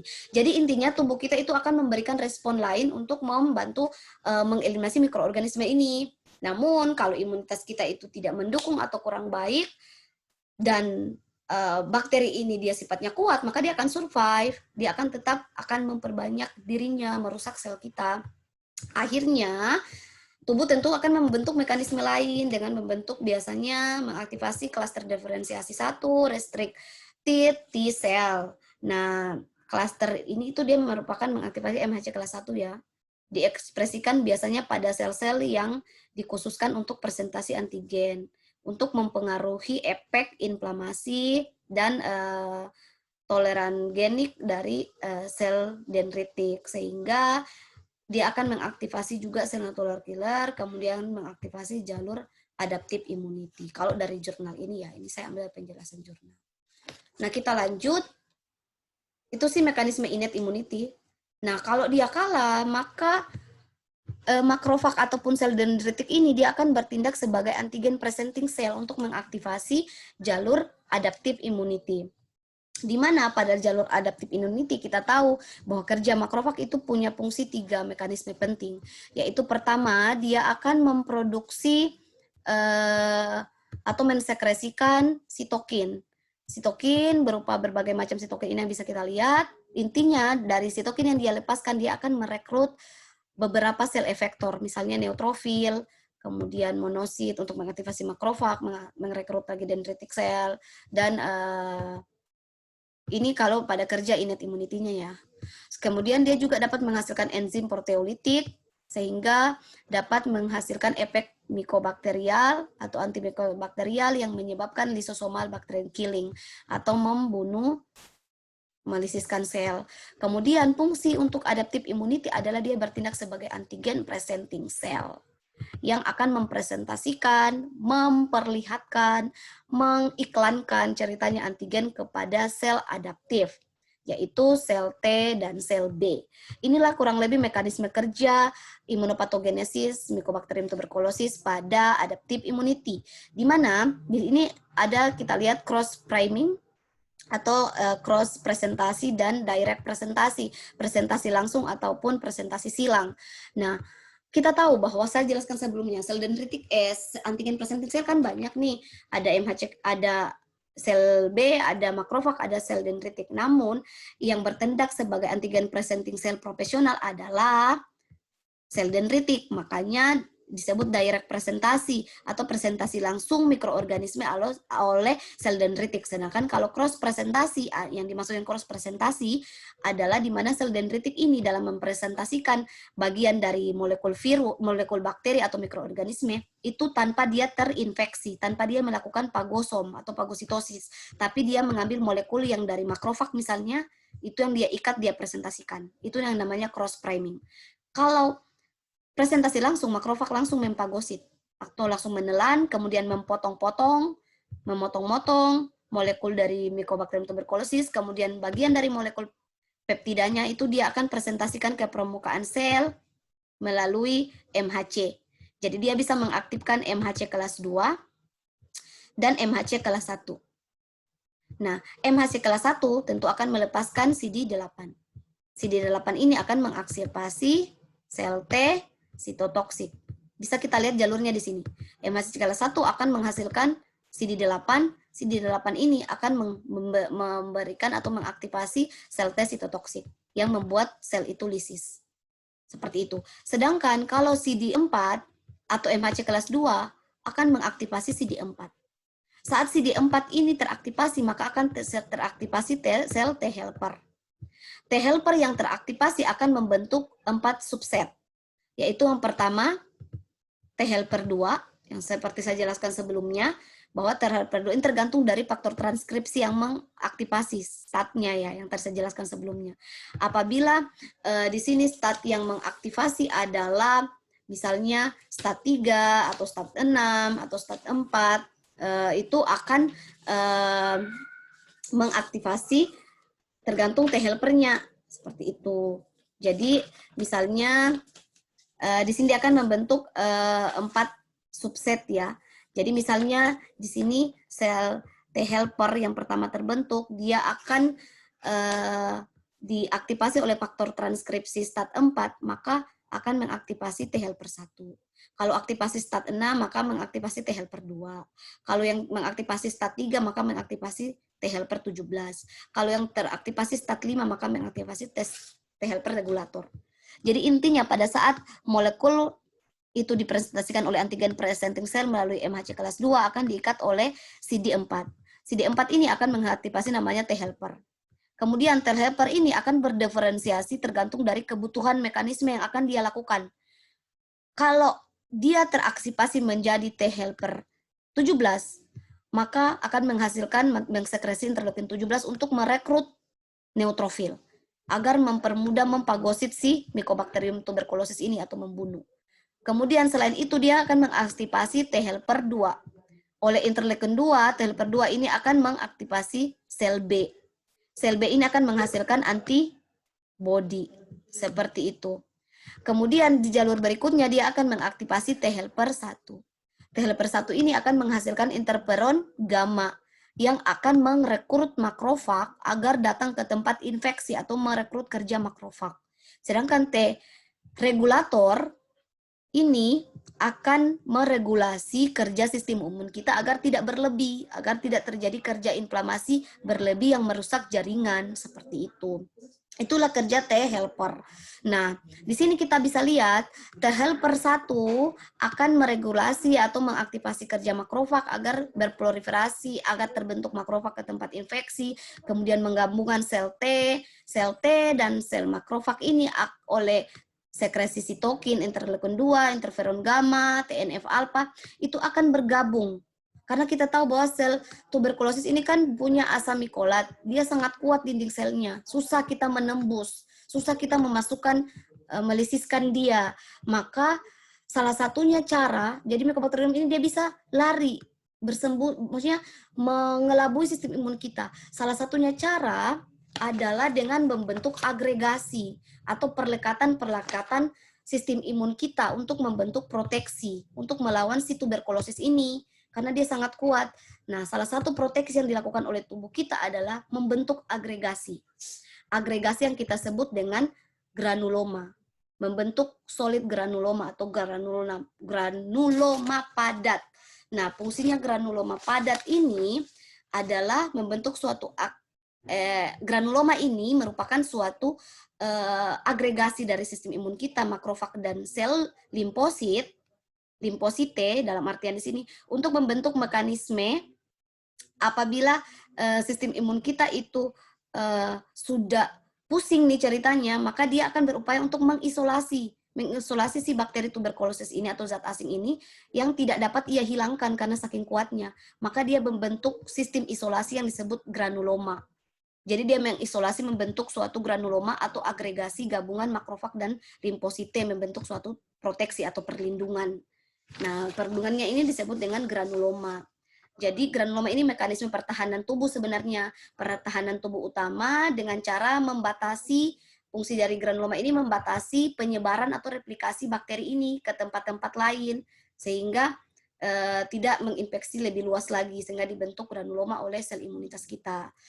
Nah, dalam granuloma ini biasanya terjadi enkapsulasi yang dipicu oleh fibrolisis nantinya, fibrolisis dan kalsifikasi, sehingga nanti akan terjadi nekrosis yang akan atau yang kita kenal dengan granula caseosa, nekrosis caseosa yang tujuannya akan menurunkan pasukan nutrisi di sel ini. Nah, pasukan nutrisi dan oksigen sehingga bertujuan untuk bakteri ini bisa mati karena kekurangan nutrisi dan oksigen. Jadi tujuannya bakteri itu mati. Namun bakteri ini sangat kuat nih. sehingga dia dapat hidup dalam bentuk infeksi laten atau laten infeksi. Laten infeksi ini merupakan seseorang yang terinfeksi TB tapi tidak menimbulkan gejala begitu, tanda gejala klinis. Namun kalau kita periksa secara uji tuberkulin dan interferon dan IGRA, interferon gamma, release SI itu biasanya positif, tapi dia tidak menunjukkan gejala. Karena walaupun sebagian bakteri sini mati dengan nekrosis yang terbentuk karena nutrisi dan oksigen kurang ke sini, bakteri mati kan bakteri tuberkulosis itu kan butuh oksigen nih, aerob kan dia, tadi sudah saya jelaskan sebelumnya. Tapi ada sebagian yang hidup, tapi dia sifatnya laten, pingsan nih. Nah, dalam keadaan tertentu, kalau imunitas kita exhaustion atau kelelahan atau kita ada HIV, kita sudah tua, maka si komponen granuloma ini dia itu bisa terjadi deletion, granuloma deletion atau pembubaran granuloma karena sesuatu yang kelelahan imunitas kita atau imunitas kita kurang baik yang menyebabkan si bakteri TB ini bisa aktif kembali atau release yang dapat melakukan penyebaran. Ini bisa kita lihat nih. Jadi si granuloma ini dia itu bisa terjadi granular deletion atau pembubaran granuloma sehingga TB yang tadi laten ini, TB laten ini itu dia bisa keluar dan dia bisa aktif lagi. Dia bisa aktif sehingga dia bisa menyebar atau diseminasi, menyebabkan infeksi kembali. Nah, seperti itu. Saya lanjut lagi, jadi kita lanjut ke patogenesisnya. Jadi setelah primer, sekunder atau infeksi lokal awal itu terjadi, itu yang sifatnya masih asimptomatik ya, tidak bergejala hanya seperti flu biasa. Namun 3 minggu setelah infeksi lokal tersebut, sistem imun kita kan akan bekerja nih, yang tadi saya jelaskan sebelumnya, sistem imun akan mengelilingi nih si bakteri ini. Nah, dia mengelilingi si bakteri ini membentuk yang namanya gonfokus, seperti itu. Nah, gonfokus ini nantinya akan membawa si bakteri ini menuju ke kelenjar limfonodus kita. Kenapa? Karena di limfonodus ini banyak antibodi kan, banyak limfosit, banyak antigen presenting cell. Tujuannya untuk perlindungan. Tapi limfonodus itu ada kan ke bagian bawah nih, di bagian bawah, sehingga mereka akan menuju ke bagian bawah nih untuk menuju ke kelenjar limfonodus. Nah, gabungan antara kelenjar limfonodus dengan gonfokus ini akan membentuk namanya gon kompleks. Nah, gon kompleks ini nantinya akan menyebabkan yang nekrosis yang saya jelaskan sebelumnya. Nekrosis ini kita sebut dengan nekrosis caseosa. Kenapa? Karena dia bentuknya seperti keju, cheese-like, soft, putih, seperti keju. Ini merupakan tujuan nekrosis adalah untuk membuat si bakteri itu mati. Kenapa? Karena kalau nekrosis oksigen ke situ berkurang, kemudian nutrisi berkurang, akhirnya bakteri di situ juga mati berikutan dengan sel-sel kita juga sih. Nah, gon kompleks ini nanti akan terjadi fibrolisis dan kalsifikasi. Gon kompleks yang fibrolisis ini disebut dengan Ranke kompleks. Kita lanjut, dalam beberapa kasus seperti saya katakan tadi bahwa Mycobacterium tuberculosis ini dia kan kuat nih. Dalam beberapa kasus dia terbunuh oleh nekrosis caseosa tadi. Oleh nekrosis caseosa dia terbunuh. Tapi ada yang sifatnya dorman atau laten. Jadi dalam kondisi kita menderita misalnya AIDS atau pasien menderita AIDS atau umur yang sudah tua, itu menyebabkan si TB ini lebih kuat. Seperti itu. Imunitas kita kalah, lemah. Sehingga TB yang gonfokus ini, karena dia sifatnya adalah, dia kan pertama di bagian bawah nih. Karena dia sifatnya adalah aerob, membutuhkan oksigen, maka dia akan menuju ke namanya overlobes. Overlobes ini pada bagian atas, karena dia anaerob. Seperti itu dia menuju ke atas, sehingga kalau di hasil radiologi biasa kita tampak ada kapitas atau nekrosis caseosa. Nih, itu sebenarnya tujuan nekrosis itu baik sebenarnya sih, tapi berefek juga. Tujuannya untuk mematikan bakteri, menghindari nutrisi dan oksigen. Nah, karena TB itu kuat, maka TB itu dapat menyebar ke via vascular system yang kita kenal dengan sistem miliari TB. Nah, sistem miliari TB ini dapat menyebar kemana saja, dia bisa ke ginjal, bisa ke otak, bisa ke ginjal, menyebabkan sterilfiuria, sehingga terjadi peningkatan leukosit pada urin, bisa ke otak, menyebabkan meningitis TB, bisa menuju juga ke vertebra lumbal, menyebabkan pot disease, ke peritoneal, menyebabkan peritonitis TB, ke hati, menyebabkan hepatitis B, hepatitis TB, mohon maaf, kemudian ke cervical lymph nodes, bisa menjadi lymphadenitis TB, ke adrenal clouds, bisa menyebabkan Addison disease. Jadi banyak efek dari Mycobacterium tuberculosis ke organ-organ lain kalau dia sudah menyebar melalui pembuluh darah atau bakteremia. Nah, ini salah satu terakhir slide saya mengenai bagaimana sih mekanisme pengaktifan kembali TB laten oleh HIP. Di sini bagaimana, di sini kita bisa lihat TB ini, penyakit HIP ini atau virus HIP, dia bisa mengubah aktivasi fagosit dari makropak. Dia bisa mempengaruhi makropak dalam memfagosit. Kemudian apalagi pengaruh kedua, dia bisa mempengaruhi efek sekresi sitokin. Sehingga sitokin tidak terekspresi, otomatis rekrutan ini akan terganggu kan. Kemudian dia juga bisa menginhibisi atau menghambat apoptosis sel. Seharusnya sel yang sudah terinfeksi kan secara terprogram dia akan apoptosis nih melalui proses autokrin dari sitokin. Tapi di HIP ini bisa menghambat sehingga banyak sekali sel-sel yang sudah tidak malfungsi itu tetap hidup gitu. Kemudian HIP juga dapat mengganggu pemprosesan dan presentasi dari antigen mycotuberculosis. Jadi dia bisa mengganggu pemprosesan presentasi ini dari sel-sel presentasi sehingga tentunya tidak terpresentasi, tidak teraktivasi antibodi kita.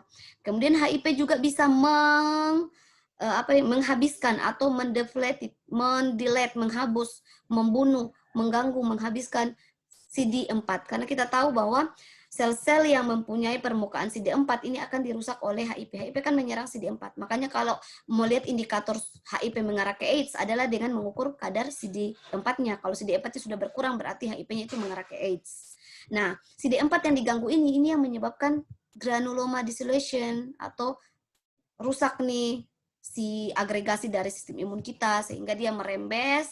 Selain itu HIP juga dapat menyebabkan mengganggu keseimbangan subset dari T helper tadi. Jadi dia tidak akan terubah menjadi T helper 1, 17 dan regulator. Itu dihambat oleh virus HIP. Kemudian sehingga dapat menyebabkan hipersensitivitas sistemik. Jadi kalau dia HIP itu mempermudah dia dari laten menjadi reaktif lagi sehingga mudah menyebar. Jadi kurang lebih sampai di sini informasi saya mengenai imunopatogenesis tuberkulosis. Semoga bermanfaat. Jangan lupa kalau video ini bermanfaat, di-share ke teman-teman yang lain, di-like, di-komen, dan di-subscribe YouTube channel saya. Semoga bisa menyebarkan informasi-informasi yang bermanfaat. Pesan terakhir dari saya, your future is determined by what you start today. Jadi masa depanmu ditentukan oleh apa yang kau mulai hari ini. Maka dari hari ini mari kita menjadi orang yang lebih baik, orang yang bisa menjadi orang yang berguna bagi orang lain, dan dari saat ini kita meniti diri kita, memprogram program tujuan hidup kita menjadi orang yang lebih baik, karena apa yang kita mulai hari ini akan kita tuai di hari berikutnya. Jadi masa depanmu akan ditentukan oleh apa yang kamu mulai hari ini. Hari ini menjadi orang yang lebih baik, maka ke depan kamu akan menuai apa yang kamu lakukan hari ini. Sampai di sini, usikum wa nafsi bitaqullah, wallahu musta'an fastabiqul khairat. Assalamualaikum warahmatullahi wabarakatuh. Semoga video ini bermanfaat. Terima kasih. Assalamualaikum warahmatullahi wabarakatuh.